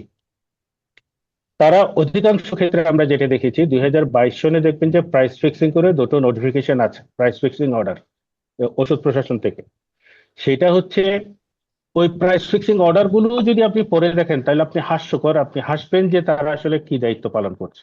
বলছে বাজারে আগে দাম যেটা বেড়ে গেছে সেটাকে শুধু লিগালাইজ করে হচ্ছে অর্ডার আকারে পাবলিশ করলেন 2022। তার মানে কি, ওষুধ কোম্পানিগুলো নিজেরা নিজেরা প্রাইস ফিক্সিং করছে, ওষুধ প্রশাসনের কাজ হচ্ছে রাবার স্ট্যাম্প হিসেবে সেটাকে লিগালাইজ করা, তাদের নিজস্ব কোনো ক্ষমতাই নেই। সরকারের যে ওষুধের উপর নিয়ন্ত্রণের জন্য প্রাইস ফিক্সিং এর যে কন্ট্রোলটা থাকার কথা, ইফেক্টিভ কন্ট্রোল, জনগণকে ক্ষমতায়নের কথা শুরুতে বললাম, সেটা তো বাদই দিলাম। সরকারের যে নিজস্ব নিয়ন্ত্রণ সেটা জিরো, কমপ্লিটলি জিরো। ফলে এখন পর্যন্ত ওষুধের ক্ষেত্রে আমরা যেটা দেখছি, ওষুধের যে আপনি ভোক্তা পর্যায়ে এটাকে সহনশীল পর্যায়ে রাখার কথা যেটা বলছেন, কিংবা সরকারের ভূমিকার কথা যেটা বলছেন, সেটার দুটাকেও কিন্তু আমি টাচ করলাম। ওষুধ শিল্পের বিকাশ নিয়ে ওনারা বলেছেন, সেটার দিকে আমি আর টাচ করছি না। আমার মূলত এই তিনটে জায়গা, যে মূল্য নির্ধারণ প্রক্রিয়ার ক্ষেত্রে কি হবে। এখন আমি বলছিলাম যে 117টা লিস্টের আমার কথার মধ্যে দিয়ে যদিও চলে এসছে এটা, যে ওষুধের মূল্য নির্ধারণ আপনি যদি পশ্চিমা দেশগুলোর দিকে একটু তাকান, আপনি কি স্যার যেটা, যেই ট্যাবলেটটা ভিটামিন ট্যাবলেট ছাড়া পশ্চিমা দেশগুলোতে গিয়ে প্রেসক্রিপশন ছাড়া আমাদের ওষুধ কেনার কি কোনো সুযোগ থাকে? কোনো ফার্মাসিস্ট কি আমাদেরকে ওষুধ বিক্রি করে? এই যে নিয়ন্ত্রণের জায়গাগুলো কত রকম ভাবে টুল তৈরি করেছে, কারণ পাবলিক হেলথটা তো একটা সিরিয়াস ইস্যু।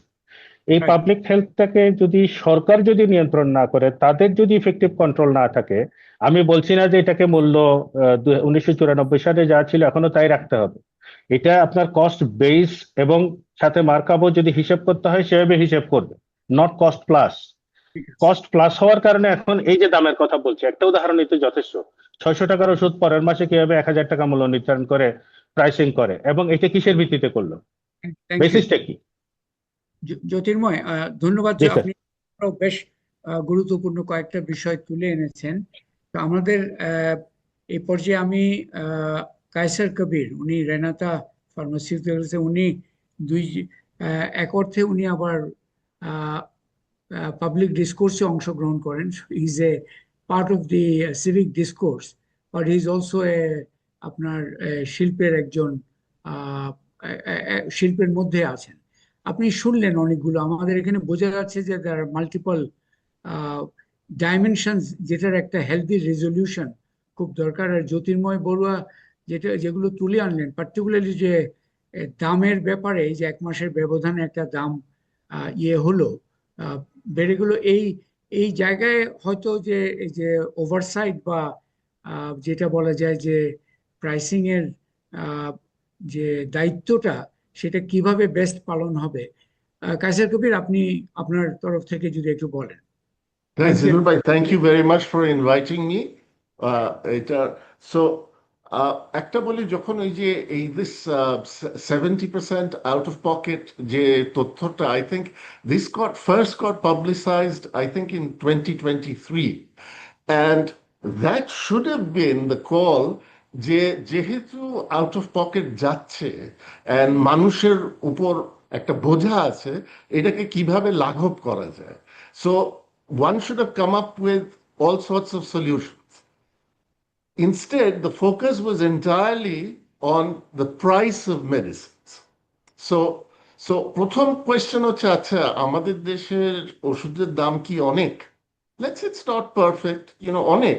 So দুনিয়ার তো ডেটা আছে না, you can now, because of AI, ওই LLM মডেল দিয়ে তো আপনি অনেক দাম, সবকিছু অন্য দেশে কি দাম আছে ওর সাথে তো কম্পেয়ার করতে পারেন। So if you compare like with like যদি করেন, তাহলে দেখবেন বাংলাদেশের ওষুধের দাম সবচেয়ে কম, দুনিয়ার মধ্যে সবচেয়ে কম। সো যদি এটা কম হয়ে থাকে, then why are you talking about pricing? You should not be. আমি বলি, আমি একটা ছিলাম ইন্টারিম গভর্নমেন্টের সাথে, আমি একবারই মিটিং করেছি মিনিস্ট্রিতে। ওনাদের যুক্তি ইজ কমপ্লিটলি ডিফারেন্ট। যেহেতু আমাদের দেশে ওষুধের দাম কম, এটাকে আরো কমানো সম্ভব। So that's their argument, and to me it's stupid argument, because আমাদের দেশের ওষুধের দাম কেন কম is very simple. There is a lot of competition and the supply chain is very short. যেখানে আছে, let's say if you go to Indonesia or Philippines, আপনার to get to these islands is going to cost you a lot of money, and তারপরে যে আইল্যান্ডে গেলেন, maybe there's only one distributor there. That distributor has a lot of market power, যে price বাড়াতে পারে। আমাদের দেশে উল্টা, আমাদের দেশে because the population density is so high, আমরা সব কোম্পানিরা নিজেরা ডিস্ট্রিবিউট করি, and everybody is in front of a medicine shop. So the জিনিসটা হচ্ছে, আপনি যদি ডেটাটা দেখেন from say 1994 to effectively, ironically 2023-তে কিন্তু it was ওই যে লিবারাল প্রাইসিং রেজিমটা কিন্তু অ্যাকচুয়ালি 2023-তে বন্ধ হয়ে গেছে। ওর পর থেকে আমাদেরকে আর প্রাইস দিচ্ছে না। ওই 2024-এ যেটা এসছে, ওইটা ওয়াজ অ্যাকচুয়ালি আওয়ামী লীগের ডিসিশনটা, ফাইলটা পাস করে এসছে। It was not a new thing that had happened. So what we saw, যে actually competition works in Bangladesh. What does not work well is that price regulation, যে ওই 117টা, যেটা 117টার মধ্যে এখন বোধহয় ওর মধ্যে 40টা না 60টা ওষুধ আর বানানো হয় না। সো আপনি প্রাইস রেগুলেট করে কি হলো? You created a supply shortage. So this is one point, যে first of all don't think in terms of কি হবে, যে বাতিল করে দিল ইন্টারিম গভর্নমেন্টের। থ্যাংক গড এটা বাতিল করেছে। This was like the worst decision possible, not only for the pharmaceutical industry, it was the worst decision for public health as well, because you know what happen, measles তো বুঝিয়ে দিয়েছে না আমাদেরকে, যে ওষুধের সাপ্লাই ঠিক না থাকলে কি হয়, মানুষ মরে যায়। সো যে থ্যাংক গড ইন্টারিম গভর্নমেন্টের এই পলিসিটা ক্যান্সেল হয়েছে।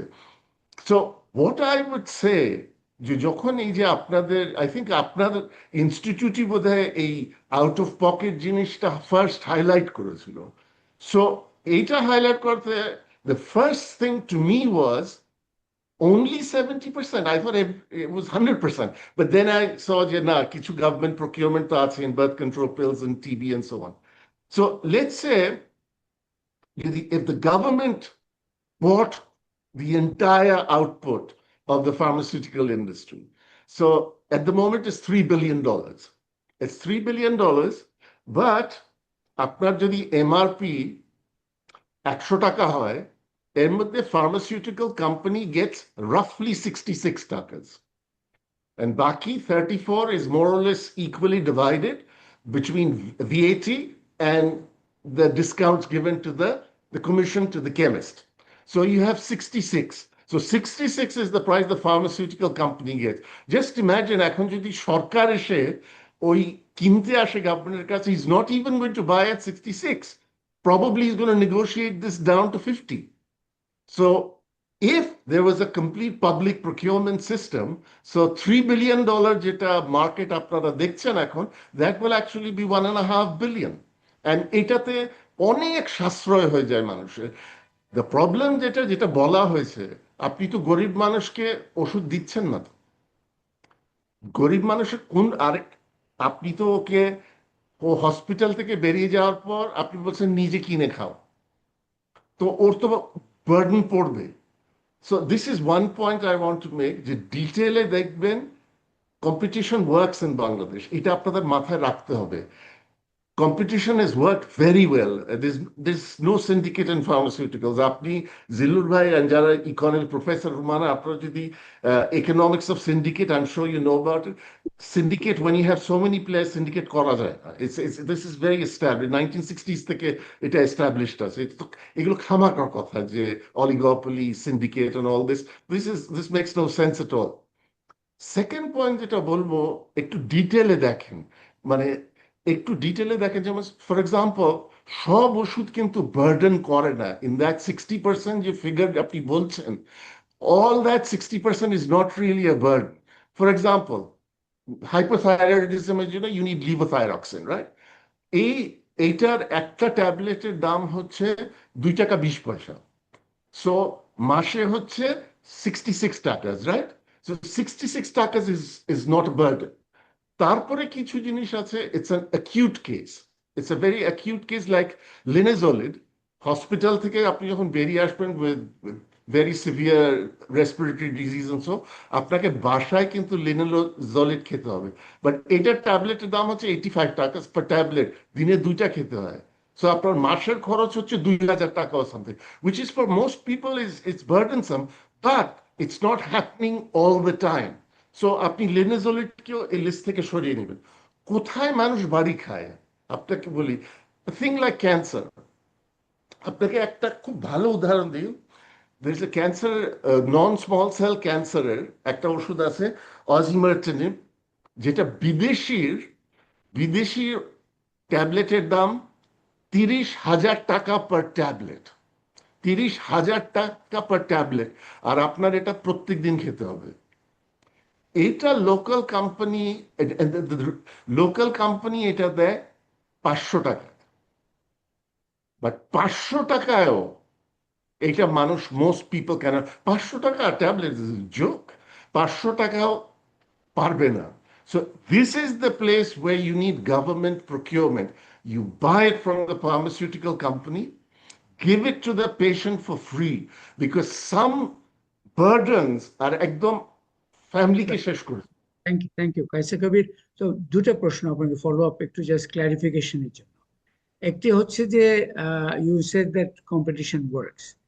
এই at this point in time particularly আমি যেটা দেখছি যে একটা কমেন্ট দেখলাম যে আফটার 2018 আপনার বিশেষ করে এই governments bureaucratic control over particularly DGDA, তার যে control, মানে has there been a market concentration in recent years in the pharmaceutical, অনেক কি small and medium pharmaceutical company have they close down because of various reasons? এটা একটা প্রশ্ন। আরেকটা প্রশ্ন, যদি দুটোই আপনি একটু নিয়ে উত্তর দিতে পারেন। আরেকটা ওই জ্যোতির্ময় বড়ুয়া, যেটা ইম্পর্টেন্ট একটা পয়েন্ট, Right.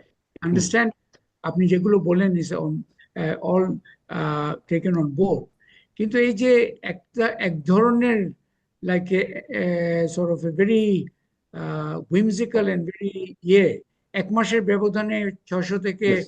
1000 হয়ে গেল, এটাও তো is a concerning area, Yes, তাই না? yes, yes, yes, yes, একদম একদম। বাট আই নো অ্যাবাউট টোরাক্স, এটা স্কোয়ারের, এটা আমি তপন ভাইকে সারাক্ষণ খ্যাপাই এটা নিয়ে। আপনার সামনে একবার বলেছিলাম, আপনার কাছে আমরা যখন এসলাম, আপনাকে এই ওষুধটা দিয়ে আমি তপন ভাইকে খ্যাপাচ্ছিলাম। আমি বললাম যে market leader Torax is ketorolac, so Renata হচ্ছে market leader, Rolac we are the market leader. আমি বললাম যে আপনার সেলসের লোকরা বলে দিল দাম বাড়িয়ে দিব, আপনি দাম বাড়াতে দিয়ে দিলেন। তো অ্যাজ এ রেজাল্ট কি হলো, আমার লোকরা গিয়ে ডাক্তারকে বললো, দেখেন স্কোয়ারের ওষুধের দাম হচ্ছে এত, আমাদের ওষুধের দাম হচ্ছে এত। Within 3 weeks, স্কোয়ারের prescription share fell by 17%. It went from 50 to 33. So so এখন আপনি যদি স্কোয়ারের লোককে জিজ্ঞেস করেন যে যে এটা আমি যে বাড়ালাম and nobody else followed, এটা কি ভালো ডিসিশন হয়েছে, তপন ভাই would be the first person to say it was a stupid decision. So এটা সো দ্য কোয়েশ্চেন, যেমন হচ্ছে আপনাকে আরেকটা বলি, লিভোথাইরক্সিনের উদাহরণ একটা দিয়ে, আমাদের we are market leaders in levothyroxine.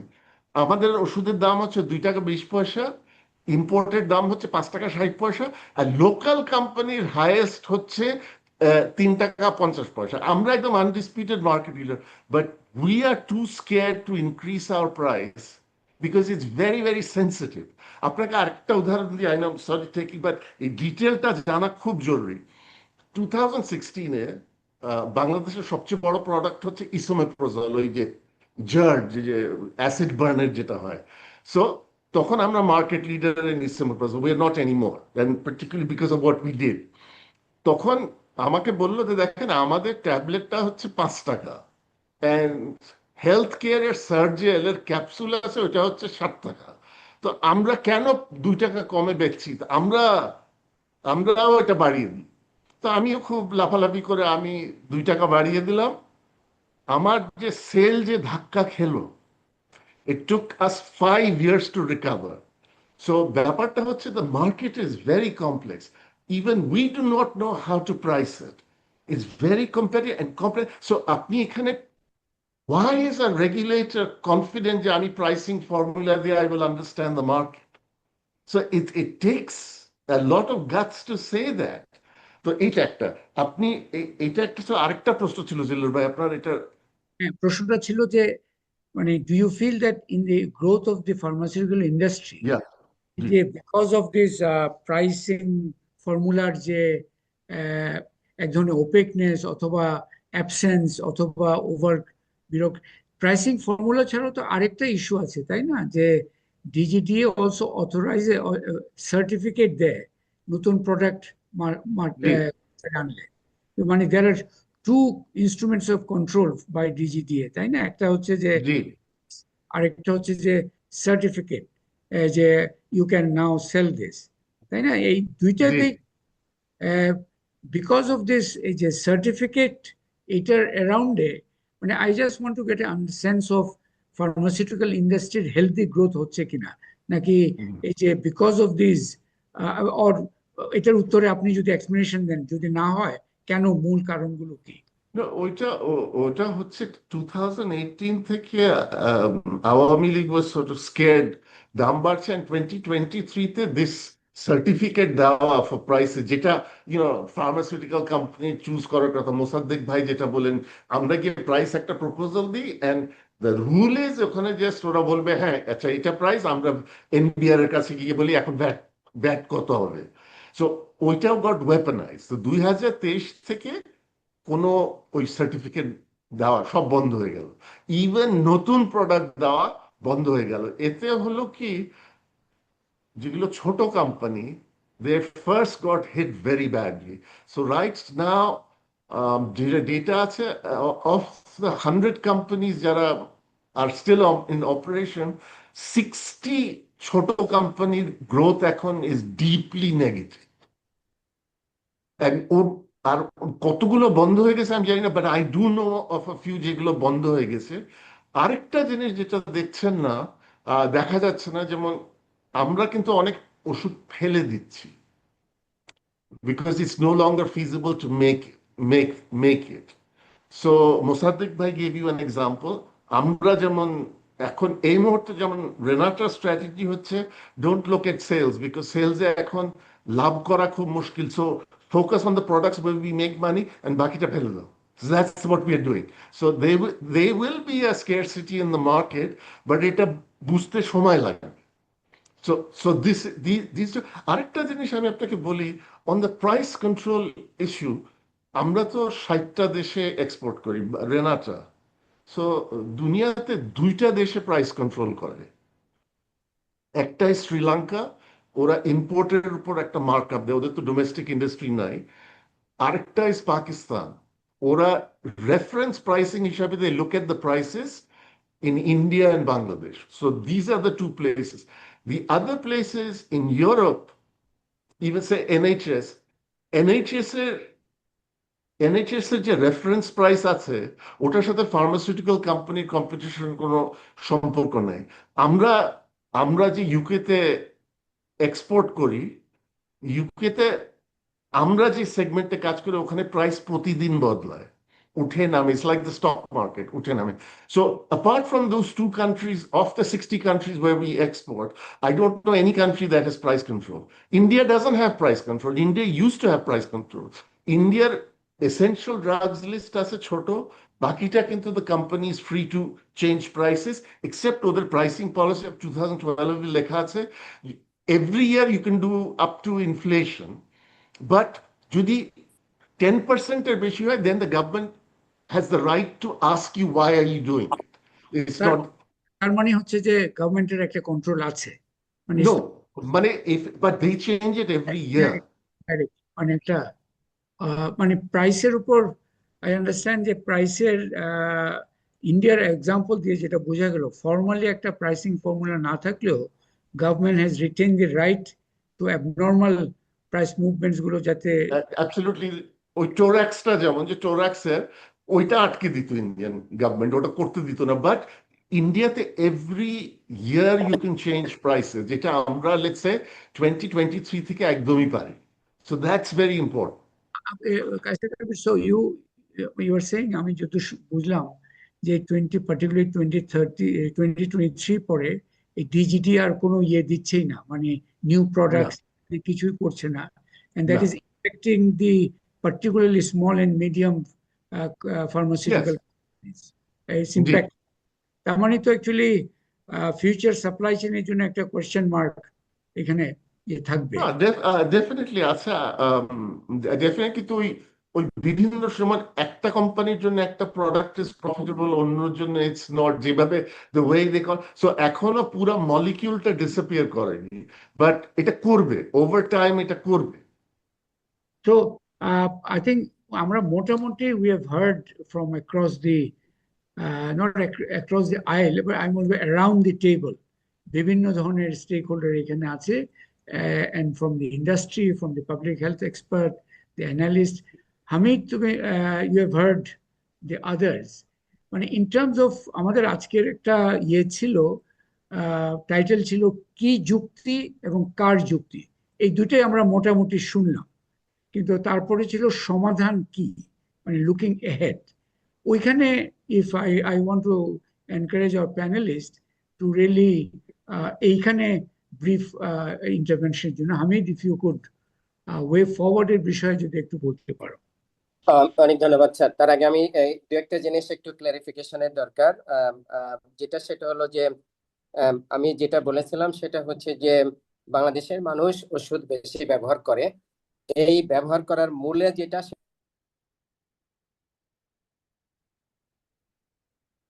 Sorry Hamid, প্রেসক্রিপশনের বাইরে গিয়ে ওষুধ কেনা, সেটা হচ্ছে যে, আমাকে শোনা যাচ্ছে? হ্যাঁ, শোনা যাচ্ছে এখন। প্রেসক্রিপশনের বাইরে গিয়ে ওষুধ কেনা, সেটা হচ্ছে একটা আমাদের বড় কারণ। দ্বিতীয় যেটা সেটা হচ্ছে যে দ্যাট মিনস সেল মেডিকেশন আছে, সেখানে ড্রাগ স্টোর থেকে আমরা সরাসরি তাদের সাথে কনসাল্ট করে ওষুধ নিই, ককের কাছ থেকে নিই, এমনকি ফর্মাল প্রোভাইডারদের প্রেসক্রিপশনে কোনো কোনো সময় হয়তো ইরাশনাল প্রেসক্রিপশন থাকতে পারে আর কি। হ্যাঁ, তো এইটাই মূলত হচ্ছে যে আমাদের ওষুধটা এবং ওষুধের যে যে ধরেন যে ফার্মেসির সংখ্যা যেটা নিয়ন্ত্রণ করার কথা দরকার ছিল ডিজিডি এর, সেই নিয়ন্ত্রণটা ডিজিডিএ করতে পারে নাই। ফলে রেজিস্টার্ড ফার্মেসির সংখ্যা থেকে নট রেজিস্টার্ড ফার্মেসির সংখ্যা অনেক বেশি, এবং মুদির দোকানে ওষুধ পাওয়া যায়। সো এই সমস্ত কারণে যে ওষুধের অ্যাক্সেসিবিলিটিটা বেড়েছে, সেটা একটা বড় কারণ, সেটা হচ্ছে যে আমরা মুড়ি মুড়কির মতো ভাতের মতো ওষুধ খাচ্ছি। সো এটা একটা বিষয়। দ্বিতীয় যেটা সেটা হচ্ছে যে কস্ট, আমি যেটা বলেছিলাম সেটা হচ্ছে যে কস্ট প্লাস মার্কআপ আর কি। এই ফর্মুলাটা সেটা হলো কস্ট প্লাস মার্কআপ। তো সঙ্গত কারণে আমাকে সেটাই বলতে হয়েছে। What is cost? এখানে কস্টটা যেটা হিসাব করা হয়েছিল সেটা হলো কস্ট অফ র মেটেরিয়ালস, তার ভিতরে আছে এপিআই এবং এক্সিপিয়েন্ট এবং কস্ট অফ প্যাকেজিং ম্যাটেরিয়ালস। এইটা হচ্ছে কস্ট। তার সাথে বাকি যে কস্ট কম্পোনেন্ট গুলো আছে, প্রোডাকশন কস্ট, ইউটিলিটিস কস্ট থেকে শুরু করে promotion, marketing, VAT, tax, profit margin, সে সবগুলোই হচ্ছে যে মার্কআপের ভিতরে আছে। সেই জন্য ফর্মুলাটা কস্ট প্লাস মার্কআপ। এটা ওই যে ড্রাগ প্রাইসিং যে ফর্মুলাটা করা হয়েছিল 82 সালে এবং তার হাত ধরে 94 সাল থেকে বাস্তবায়ন হচ্ছে সেটা। আমরা এখানে আলোচনা করছিলাম, স্যার আমি একটু বলে নিই, আমরা এখানে আলোচনা করছিলাম সেটা হচ্ছে ইএমএল নিয়ে। আমি ইএমএল এর বাইরে কথা বলি নাই, দ্যাট মিনস এসেনশিয়াল মেডিসিনের বাইরে কথা বলি নাই। সো সঙ্গত কারণে আমি ফোকাস করেছিলাম ফর্মুলাটা সেখানে। এবং প্রাইসিং কমিটি নিয়ে আমি যেটা বলেছিলাম সেটা হচ্ছে যে প্রাইসিং কমিটির হেড যিনি, সেটা হচ্ছে যে সেক্রেটারি, এবং সেখানে মেইনলি সরকারের লোকজনই বেশি আছে, অন্যান্য কমিটি ফার্মাসিউটিক্যাল লোকজন থাকতে পারে। এটা হচ্ছে যে মোটামুটি আমার এই ক্লারিফিকেশন। এখন যদি স্যার আমি আসি যে আপনার যেটা যে ওয়ে ফরওয়ার্ড কি, আমি যেটা মনে করি সেটা হচ্ছে যে 117টা ক্যাটাগরির যে ওষুধ যেটা প্রাইস স্থবিরতা আছে, সেইটাকে একটা বেঞ্চমার্কে নিয়ে আসতে হবে। সেই বেঞ্চমার্কটা আমি মনে করি না যে কস্ট প্লাস এই যে মার্কআপ যে ফর্মুলা, সেই ফর্মুলাতে ফিরে যাওয়ার দরকার আছে। এটা একটা জটিল ফর্মুলা। এটাকে বাস্তবায়ন করতে গেলে যে ধরনের ইনফরমেশন লাগে, সেই ধরনের ইনফরমেশন কোনো কমিটি করতে পারে না, এবং ডিজিডিএ এখানে হেল্প করে, কিন্তু সেটাও ডিজিডিএর সক্ষমতা নাই। তাহলে সেখানে একটা ফর্মুলা এরকম হতে পারে সেটা হচ্ছে যে আমাদের এটা বেঞ্চমার্কটা ঠিক করার জন্য, সেটা হচ্ছে যে এই ক্ষেত্রে হয়তো আমরা এক্সটার্নাল রেফারেন্স প্রাইসিং, ইন্ডিয়া বা অন্য যে সমস্ত দেশে আমাদের রিজনে এই ওষুধগুলো তৈরি করছে, তাদের থেকে এক্সটার্নাল প্রাইসিংটা নিয়ে আমরা হচ্ছে এটা একটা বেসলাইন এখন ঠিক করে দিতে পারি, এবং তারপরে প্রতি বছর এখান থেকে আমাদের যে ইনফ্লেশন, সরকার যে ইনফ্লেশন রেটটা ডিক্লেয়ার করে, সেই ইনফ্লেশনটা অ্যাডজাস্ট করা যায়। ফলে পরবর্তীতে আর কখনো এই ওষুধের দাম বাড়া নিয়ে বা কমা নিয়ে বা অ্যাডজাস্টমেন্ট নিয়ে যেন আর টেনশনটা তৈরি না হয়। তাহলে এইটা হচ্ছে যে একটা। দুই সেটা হচ্ছে যে নতুন এসেনশিয়াল, যেটা নন এসেনশিয়াল আছে, যে ট্রান্সপোর্ট যেটা করেছিল, যে নন এসেনশিয়াল গুলোকে এসেনশিয়ালের ভিতরে ঢুকানো হয়েছিল বেশ কিছুতে, সেইগুলো যদি সরকার আর কোনো কমিটি করে, এবং সেখানে যদি এখন যেটা নন এসেনশিয়াল আছে, দ্যাট মিনস এসেনশিয়াল লিস্টের বাইরে আছে, সেইটা যদি এসেনশিয়াল লিস্টে আসে, তাহলেও যেটা উচিত সেটা হচ্ছে তাদের যে এক্সিস্টিং যে প্রাইস যেটা আছে, সেই এক্সিস্টিং প্রাইসটাকে এখনকার কনটেক্সটে একটা বেঞ্চমার্কিং করা।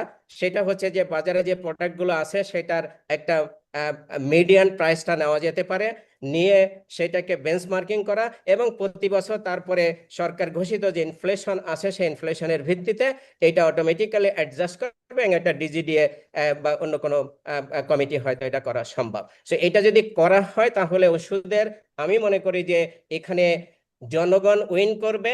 দ্যাট মিন জনগণের উইন করার জন্য কিন্তু ওষুধটা মার্কেটে থাকতে হবে। ওষুধ যদি অ্যাভেলেবেল না হয়, ওষুধ যদি প্রোডাকশন না হয়, তাহলে এটা আমাদের ইম্পোর্ট করে আনতে হবে। সেটা আরেকটা বড় ধরনের প্রবলেম হবে নানা কারণে। সেই জন্য ওষুধের অ্যাভেলেবিলিটি ইনশিওর করা দরকার, সাথে কোয়ালিটি ইনশিওর করা দরকার। এখানে যদি ফার্মাসিউটিক্যাল কোম্পানি তারা এই প্রাইসিংটা যেটা আমরা বলছি সেই প্রাইসিংটা পায়, তাহলে তাদের উপর প্রেসার করা যেতে পারে ডিজিডিএ। সেটা হচ্ছে যে কোয়ালিটির বিষয়ে কোনো স্যাক্রিফাইস করার সুযোগ নাই, এবং ফার্মাসিউটিক্যাল কোম্পানি তখন ইনোভেশনের দিকে, ডিজিডিএ বা সংশ্লিষ্ট অথরিটি ইনোভেশনের দিকেও তাদেরকে কিন্তু R&D দিকে ধাবিত করতে পারে।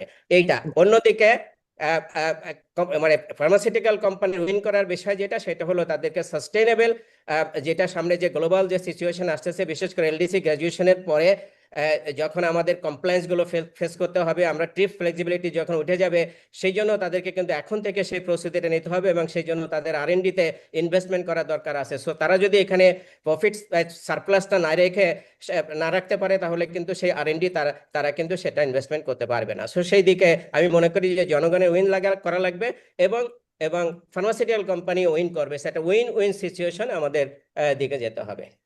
ওকে, থ্যাংক ইউ স্যার। তো হামিদ একটা কথা বলেছেন, যে কস্ট প্লাসের একটা ইম্পর্টেন্ট কম্পোনেন্ট হিসেবে আপনি বলেছেন প্রমোশন। এটা নিয়ে জনমনে অ্যাকচুয়ালি আমি ইন্ডাস্ট্রির মোসাদ্দেক হোসেন এন্ড অলসো কায়সার কবিরকে একটা রাখতে চাচ্ছি।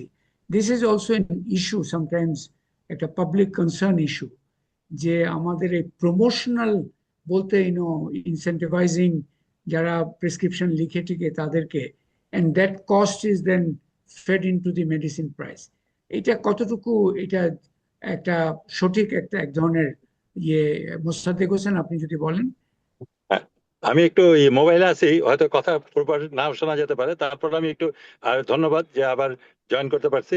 তো মেন জিনিস আপনি যেটা উঠে গেলেন, আমরা কিন্তু সমাধানের কথা যদি বলি, সেখানে অবশ্যই আপনার প্রশ্নের উত্তর দিব। তার আগে আমি একটু ছোট করে দুইটা কথা বলি। আমরা কিন্তু এসেনশিয়াল ড্রাগ লিস্ট WHO যেটা করেছেন, সেটা কিন্তু to ensure the availability of the product in a particular country, এবং আমাদের দেশের জন্য অবশ্যই এটা খুবই ইম্পর্টেন্ট যে আমরা সবাই আছি। কিন্তু এসেনশিয়াল ড্রাগ লিস্ট যদি একটা মানে মূল্য নিয়ন্ত্রণের উপায় হয়, তাইলে কিন্তু এটা এসেনশিয়াল ড্রাগ লিস্টের পারপাসটা সার্ভ করবে না। আমাদের সার্ভ করবে এসেনশিয়াল ড্রাগস এর অ্যাভেলেবিলিটিটা। যে কোনো কান্ট্রিতে এসেনশিয়াল ড্রাগস গুলো অবশ্যই থাকা দরকার, এবং সময় মতো এবং সব সময় সব ওষুধই আসলে একটা এসেনশিয়ালের পর্যায়ে পড়ে, যদি আমরা ভিটামিন এবং সাপ্লিমেন্টস কে বাদ রাখি। কিন্তু বাকি সব ওষুধই কিন্তু আমাদের খুবই ইম্পর্টেন্ট, যখন যার যে রোগ হবে সেই সময় তার সেটা পেতে হবে। আর এসেনশিয়াল ড্রাগ লিস্টের তৈরি করেছে WHO, কিন্তু কোনো অবস্থাতেই বলে নাই এটা প্রাইস কন্ট্রোলের জন্য তোমরা ব্যবহার করবা। এটা বলেছে যে তারা যেন এই কান্ট্রিগুলোতে এই ধরনের ওষুধ অবশ্যই যেন থাকে, যাতে প্রপার জনগণ যাতে সবাই উপকৃত হতে পারে, যে লেভেলই থাকুক, সেটা এন্ডেমিক কন্ডিশনে থাকুক অথবা এপিডেমিক কন্ডিশনে থাকুক, অথবা যে কোনো কন্ডিশনে যেন ওই প্রোডাক্টগুলো অ্যাভেলেবল হয়। তো এটা গেল একটা দিক। আর সেকেন্ড যে জিনিসটা আপনি বললেন, অবশ্যই প্রমোশনের সাথে কিছুটা সম্পৃক্ততা থাকে মার্কেটিং এর, কিন্তু এটারও একটা নিয়ন্ত্রণ। আমরা ওষুধ কোম্পানিতে প্রত্যেকেরই কিন্তু একটা নিয়ন্ত্রিত পর্যায়ে আমরা এই প্রমোশনাল কস্টগুলোকে মনিটর করি। কোন অবস্থাতে এটা অযৌক্তিক ভাবে, কারণ এখানে দেখেন ট্যাক্স পয়েন্ট আছে, আমরা যে প্রফিট করি এটা কিন্তু ট্যাক্সের আওতাভুক্ত। সুতরাং আমরা কোন অবস্থাতে মার্জিন, COGS সবগুলোই কিন্তু ট্যাক্স অথরিটি আমাদেরকে NBR এর থ্রু দিয়ে জাজ করতেছে, অ্যাসেস করতেছে, এবং সেই অনুযায়ী গভর্নমেন্টের ট্যাক্স দিচ্ছি আমরা। তো সব জায়গায়, এবং VAT এর ব্যাপারটাও আমাদের সাথে জড়িত। বাট আপনি যেটা বলেন প্রমোশনে একটু সম্পৃক্ততা আছে, বাট সেটা অনলি টু কভার যেটা আমাদের অ্যাক্টিভিটি এবং sales force as well as scientific promotion. আমরা অ্যাজ এ কোম্পানি, আমি ইন্ডিভিজুয়ালের কথাই বলতে পারি, আমরা খুব এই ব্যাপারে ওয়াকিবহাল যে আমরা এমন কোনো কস্টের ভিতর যাব না যেটা কোয়েশ্চেনেবল।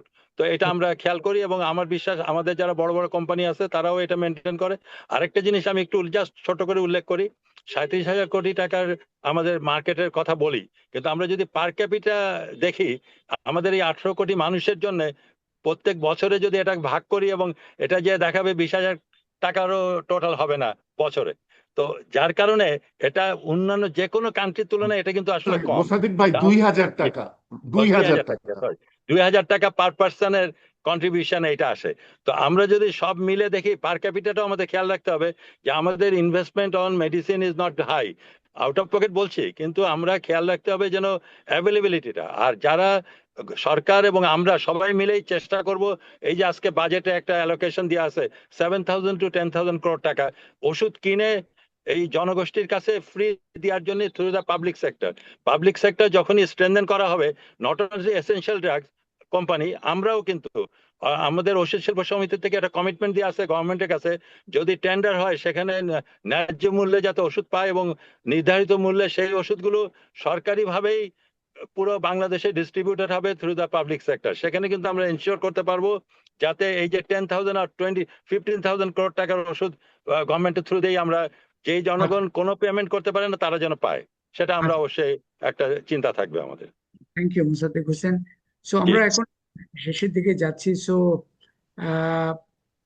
একজন আমরা one of the viewers SM Nur Hossain বলে একজন বারবার হাত তুলছিলেন। আপনার কি কোনো বক্তব্য আছে যেটা আপনি বলতে চাচ্ছিলেন? এখন আবার দেখছি না অবশ্য। ঠিক আছে, let's go to our panelist. So looking ahead, আমরা তো ইস্যুস গুলো দেখলাম। ওয়ান ইজ অ্যাবাউট, একটা ইয়ে আছে availability and price, this is one bundle of issues. আরেকটা হচ্ছে যে এই যে essential drugs for the poorer people, যারা and the government's role in that area. আর থার্ড হচ্ছে যে actually keeping the sector competitive and dynamic, particularly আমাদের LDC গ্রাজুয়েশনের কথা হামিদ রিমাইন্ডেড আস যে ওই কনটেক্সটে কিভাবে হবে। সো এগুলো মাথায় রেখে I want to get your একটা ফাইনাল একটা ইনপুট। রুমানা, ডক্টর রুমানা হক, এতক্ষণ শুনে do you have any suggestion? ধন্যবাদ স্যার আবারও। সবাই খুব চমৎকার আলোচনা করেছে এবং সেখান থেকে আমার কাছে এটাই প্রতীয়মান হয়েছে যে ওষুধের দাম অবশ্যই এটি একটি গুরুত্বপূর্ণ বিষয়, কিন্তু এটাকে আমি আসলে সিস্টেম চ্যালেঞ্জ, সিস্টেম প্রবলেম হিসাবেই দেখছি। কারণ এখানে আমাদেরকে আসলে ওষুধের সহজ প্রাপ্যতা এটাকে নিশ্চিত করতে হবে, পেশেন্ট আসলে সেটাকে এফোর্ড করতে পারছে কিনা সেটা দেখতে হবে, মান নির্ধারণ করতে হবে, সঠিক মান এটাকে নিশ্চিত করতে হবে, প্রেসক্রিপশনটা র্যাশনালি হচ্ছে কিনা সেটা দেখতে হবে, এবং আমাদের সরকারের দিক থেকে একটা পাবলিক ফাইন্যান্সিং প্রোটেকশন আছে কিনা সেটা নিয়ে আমরা আলোচনা করেছি, যেহেতু আউট অফ পকেট হেলথ এক্সপেন্ডিচারের কথা এসেছে। এখানে ইডিসিলের সক্ষমতা বৃদ্ধি এটা দীর্ঘদিন ধরে উঠে আসছে, তবে সেই সাথে আসলে বেসরকারি পর্যায় থেকে কিভাবে ওষুধ ক্রয় করা যায়, এই পাবলিক প্রাইভেট পার্টনারশিপ বা আমাদের যেহেতু নতুন প্রকিউরমেন্ট আইনটা হয়েছে 2025-এ, সেখানে কিভাবে আমরা সহজভাবে ওষুধ ক্রয় করতে পারি প্রাইভেট সেক্টর থেকেও কিনা সেটাও হয়তো দেখার সুযোগ রয়েছে।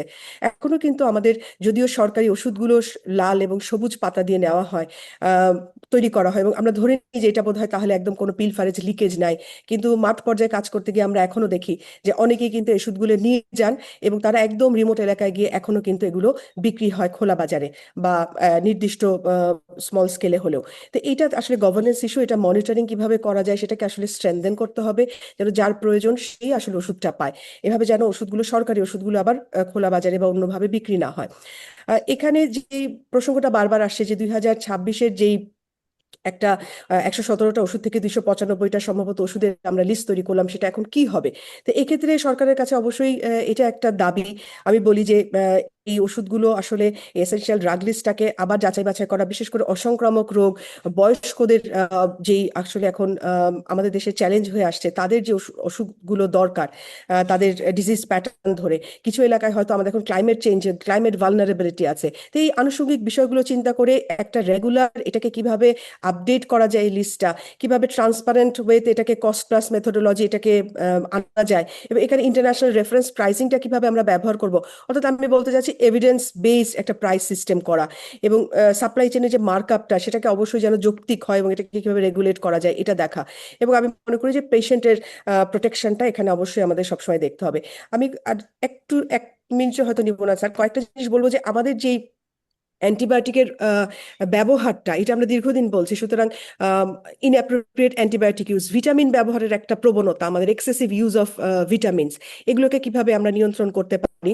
এবং অনেক ক্ষেত্রে দেখা যায় যেখানে ওরাল মেডিসিন হয় সেখানে হয়তো আমরা ইনজেক্টেবল দিচ্ছি, অর্থাৎ ক্লিনিক্যাল গাইডলাইন যেটা, সেটা সঠিকভাবে ব্যবহার করা, যেখানে কম দামি ওষুধ পাওয়া যায় সেখানে বেশি দামি ওষুধের প্রেসক্রিপশন না দেওয়া, অর্থাৎ ক্লিনিক্যাল গাইডলাইনটা ফলো করা। এবং জেনেরিক মেডিসিনের কথা আমরা বারবার বলছি, এইটা আসলে এখন যখন নতুনভাবে আসছে আলোচনাগুলো, আবার এই সরকার যেহেতু আবার দেখবেন, তা আমি আশা করি যে কিভাবে আসলে জেনেরিক নামে আমরা ওষুধ বিক্রি করতে পারি, এবং এই ব্র্যান্ডিং এর কারণে ওষুধের যে দামের তারতম্য হয় সেটাকে কিভাবে আসলে নিয়মের ভিতরে নিয়ে আসা যায়, আমি এটা বলবো। এবং এলডিসি গ্রাজুয়েশন, আমরা যদিও বলছি আমরা 98% আমাদের যে ওষুধ প্রয়োজন সেটা আমরা নিজেরাই তৈরি করি, কিন্তু এলডিসি গ্রাজুয়েশনে আমরা এই অনেক সুবিধাগুলো পাবো না। আন্তর্জাতিক বাজারে কম্পিটিটিভনেস বাড়ানোর জন্য এটাই সময়। সরকারকে আমি এটাও আহ্বান জানাবো, এই কম্পিটিটিভনেসটা ধরে রাখার জন্য কি করতে হয়। আমি আশা করি যে সরকার সেই বিষয়টি দেখবেন। আমাকে সুযোগ দেওয়ার জন্য অনেক ধন্যবাদ জানাচ্ছি। Romana so much. মুশতাক হোসেন, আপনার এই যে মুভিং ফরওয়ার্ড, মানে আপনার দৃষ্টিতে কি পদক্ষেপগুলো আর্জেন্ট আপনি মনে করছেন? জি জি স্যার, আমি এর আগে দু একটা পয়েন্ট বলছি। কায়সার ভাই, আমার বড় ভাই, বেশ কিছু পয়েন্ট তুলেছেন। আহ, ঔষধের দাম আমাদের কম, ঠিকই। এটার কারণ হলো ডব্লিউটিও আমাদের মতো উন্নয়নশীল দেশে, যারা আমরা ইউনিভার্সাল হেলথ কাভারেজ আমরা এখনো নিশ্চিত করতে পারি নাই, আমাদেরকে ইন্টেলেকচুয়াল প্রপার্টি রয়্যালটি দিতে হয় না। ইএমএল লিস্ট, ডাব্লিউএইচও যেটা বললেন প্রসাদ ভাই, এখানে শুধু অ্যাভেলেবিলিটি না, অ্যাফোর্ডেবিলিটি, ডক্টর রুমানা হক যেটা বলেছেন, অ্যাফোর্ডেবিলিটি যদি কিভাবে করবে, এক একটা দেশ এক একভাবে করে। আর ইন্ডিয়াতে কিন্তু 300-রও বেশি আপনার এসেনশিয়াল ড্রাগ লিস্ট, আমি যেভাবে জানি, জানি না কাসের ভাই আমার চেয়ে হয়তো ভালো জানতে পারেন, 300-র বেশি ঔষধ এসেনশিয়াল মেডিসিন লিস্ট, এবং সেখানে প্রাইসিং অথরিটি আছে। তবে সেটা অটোনোমাস, আমাদের বাংলাদেশে যেভাবে এনার্জি রেগুলেটরি কমিশন আছে সেইভাবে তারা প্রাইস নিয়ন্ত্রণ করে, এবং তারা খুবই ঘন ঘন করে। বাংলাদেশেও প্রতি বছর না হলেও প্রতি 2 বছর করা উচিত। আমি যেটা ওয়ে ফরওয়ার্ড বলছি, আমি প্রথমে বলে ফেলেছি যে 2026 সালের আদেশটা অবশ্যই পুরোপুরিভাবে বহাল করতে হবে, এই বাতিল আদেশটা বাতিল করতে হবে। তারপরে এখন সরকার যদি তাড়াহুড়া করে এটাকে সংশোধন করে, তারপরে কিন্তু সন্তুষ্টি আসবে না, তারপরে মানে একটা ইয়ে থেকে ডিসপুট থাকবে। কাজে ওটাকে পুনরায় চালু করে সেটার মার্কেটে আমরা এটা দেখব প্রভাব কি, এবং এই যে আলোচনা শুরু হলো সেই আলোচনাটা চলবে, এবং সরকারের আগের যে আপনার যে কমিটি আলোচনা করা, সেখানে ভোক্তাদের প্রতিনিধি ছিল, এখন একজন ভোক্তাদের প্রতিনিধি নেওয়া হয়েছে আমি দেখেছি। তো এই আলোচনা চলুক এবং বেসরকারি পর্যায়ে আলোচনা চলুক। তবে সবচেয়ে আগে এই প্রাইস লিস্ট যেটা বাতিল হয়েছে সেটা, এবং মূল্য নির্ধারণ নীতি সেটা পুনর্বহাল হোক, এবং গোপালগঞ্জে যে ফার্মাসিউটিক্যাল ইডিসিএল ওটা ওটা পুনরায় চালু করা হোক। এই ওকে, এই আমার বক্তব্য। Thank you. আপনার কি ধারণা যে আপনি যেটা বললেন 26-এর ফেব্রুয়ারির যে এটা বাতিল হলো, ওটাকে এই ব্যাপারে are you confident there is broad-based consensus behind this demand, or it's a particular angle থেকে ডিমান্ডটা না, আমার তো মনে হয় ঔষধ কোম্পানির প্রতিনিধি, তাও ঔষধ কোম্পানির, আমি কারোর সঙ্গে কথা বলেছি, তারা অনেক রেশনাল। এটা এটা তাদের একটা আপত্তি আছে সাংগঠনগতভাবে, এছাড়া আর সবাই একমত যে এটা আগের জায়গায় যাক, সেখান থেকে আমরা আলোচনা শুরু করি। ধরেন এখানে হামিদ এন্ড রোমানা এন্ড জ্যোতির্ময়, আপনারা তিনজনই হচ্ছেন নট পার্ট অফ দ্য ওষুধ শিল্প।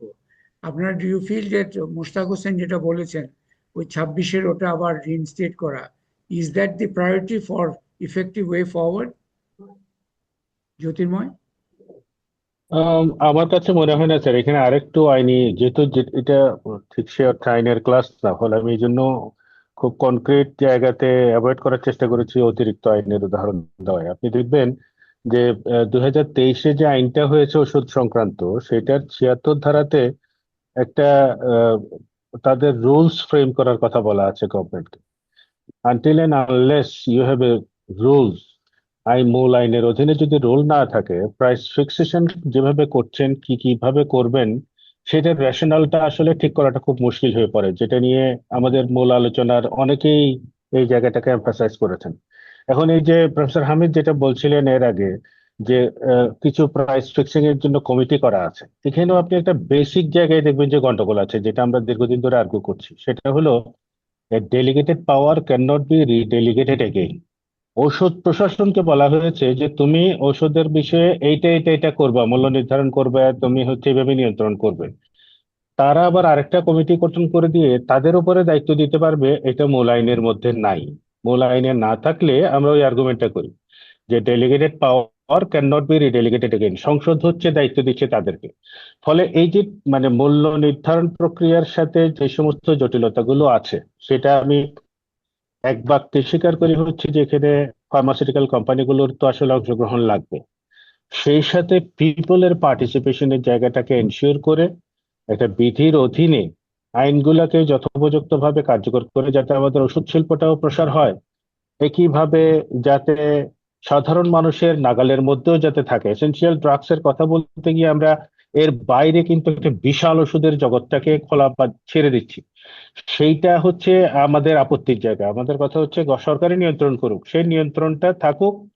নিয়ন্ত্রণটা এমন যেন না হয় যে ওষুধ কোম্পানিগুলোকে বন্ধ করার জন্য নিয়ন্ত্রণ, কন্ট্রোলটা যেন, উদ্দেশ্যটা থাকবে হচ্ছে আসলে যদি কন্ট্রোলই করি, সাধারণ মানুষের নিয়ন্ত্রণের মধ্যে যাতে থাকে। এখন এইটা ওয়ার্কেবল সলিউশন কি হবে সেটা তো আলোচনা সাপেক্ষ স্যার। সেটা এখনই আমরা টেবিলে না বসে বলে দেওয়াটা খুব মুশকিল। তার মানে হচ্ছে ওই যে মুশতাক যেটা বলছিলেন, আমার মনে হচ্ছে এখানে হয়তো আরো ওই ইস্যুটা ইম্পর্টেন্ট অন দ্য টেবল, এই যে একটু একটা সমন্বয় করা, একটা সাপ্লাই চেইন যেন অক্ষুণ্ণ থাকে এবং এটা স্ট্রং থাকে, at the same time affordability from the side of the people, both through the market price but also through government action, যে নিজস্ব একটা আলাদা এই যে সাপ্লাই চেইন তৈরি করা for their own public hospitals, এই বিষয়গুলো আছে। কায়সার কবির, আপনার any on the way ahead your comments যদি কিছু থাকে আর কি। Um, it's the question is not about resources, it's about intention. আমি একটা বলি, মোসাদ্দেক ভাই যেটা বললেন, ফার্স্ট অফ অল, মানে 2000 পার্সপেক্টিভে নেন, বছরে গড়ে হচ্ছে 2000, বাট এটার তো হাই ভেরিয়েশন হয় একটা। সো গভর্নমেন্ট যদি চায়, আজকে যদি ঘোষণা দেয় যে আমি ক্যান্সারে কোনো বাংলাদেশ দেশিকে বিনা চিকিৎসায় মরতে দিব, আমি কোনো ডায়াবেটিক রোগীকে বিনা চিকিৎসায় যেতে দিব না, আমি কোনো হাইপার টেনশনের রোগীকে বিনা চিকিৎসায় মরে যেতে দিব না, এটা যদি আজকে ঘোষণা দেয়, it's going to cost very very little. So এই যে focus, this obsession over price, this is taking away attention away from solutions, real solution, যেখানে আমাদের দেশে যে ফার্মাসিউটিক্যাল ইন্ডাস্ট্রি আছে, ইটস অ্যাকচুয়ালি আ ব্লেসিং। মানে সো আমি ফার্মাসিউটিক্যাল কোম্পানি, বাট যে কয়েকজন যে বলছেন যে আমি ফার্মাসিউটিক্যাল কোম্পানিকে ডুবিয়ে দিতে চাই না, বাট আমি যা পলিসি করবো ওটাতে কিন্তু ডুবে যাবে, but so it's very contradictory. আর my question is, please, to যারা ওষুধ নিয়ে চিন্তা করেন, please have the humility to accept যে দুনিয়াতে ওষুধের প্রাইস কন্ট্রোল করা হয় না। আমি যখন 60টা দেশে, আই টোল্ড ইউ, আমি তো 60টা দেশে এক্সপোর্ট করি, including USA, EU, UK, Canada, Australia, Africa. আমি বলছি প্রাইস কন্ট্রোল করে না, দুনিয়াতে প্রাইস কন্ট্রোল করে না। আপনারা কেন, why are you in favor of price control? And especially যখন বাংলাদেশে it has worked so well, কেন আপনারা প্রাইস কন্ট্রোলের এইটার থেকে বেরোতে পারছেন না? আমি ঠিক, যদি হয় আমেরিকা কখন প্রাইস কন্ট্রোল করে, when you have an orphan drugs, which means পুরো আমেরিকাতে আছে 500টা পেশেন্ট, তো একটা কোম্পানি অরফান ড্রাগ বানায়, ও তো একটা রিডিকুলাস একটা প্রাইস চার্জ করতে হবে, ওইটা গভর্নমেন্ট সেট করে। বাট ইভেন যে গভর্নমেন্ট প্রাইস সেট করে ওইটার ওষুধের দাম is something like $200,000, is something like that. So এইটা মাই ফোকাস ইজ, যখন ওষুধের দাম প্রাইভেট কোম্পানির মধ্যে ছেড়ে দিলে কি হয়, you have data from 1994 to 2023, why not look at that? So Okay. instead, I would say government থেকে আমি ঘোষণা চাই, নোবডি, এই যে আপনাকে যেটা লাং ক্যান্সার থেকে যেটা হয় যে একটা AFRG নাকি মিউটেশন আছে, এটা যদি বাংলাদেশের প্রত্যেকটা পেশেন্টকে দিতে চান, গভর্নমেন্টের 70 কোটি টাকা খরচ হবে। 70 কোটি তো বেশি না। Excellent suggestion. তো কায়সার কবির, বাট একটা প্রশ্ন I will still want to keep to you, ওই যে জ্যোতির্ময় যে উদাহরণটা দিল, I understand your যে একটা হেলদি গ্রোথের জন্য, and I think you have an excellent suggestion যে টার্গেটেড কিছু ডিজিজের জন্য government takes on the responsibility and it's actually fiscal burden will not be so great, যদি that's your suggestion, তাই তো? এই যে ক্যান্সার and বলে, কিন্তু ওই যে প্রাইসের যে একটা র্যান্ডম শিফটস, এটা কি do you feel that কম্পিটিশনের মাধ্যমে ঠিক হয়ে যাবে, or there is some oversight is needed there? তো এখানে টিপিক্যালি কি হয় জিলুর ভাই, আমি আপনাকে বলি, টিপিক্যালি কি হয়, এখন ফার্মাসিউটিক্যাল কোম্পানিগুলো তো অনেক বড় হয়ে গেছে, so authorities delegated to sales, ওনারা একটা সেলস এর লোকরা তো একটু little, Which means that there is an issue here which the companies themselves need to really address হ্যাঁ, it. সো একজনকে বলে দিল যে ওষুধের দাম এত এত বাড়িয়ে দেন, কিছু হবে না।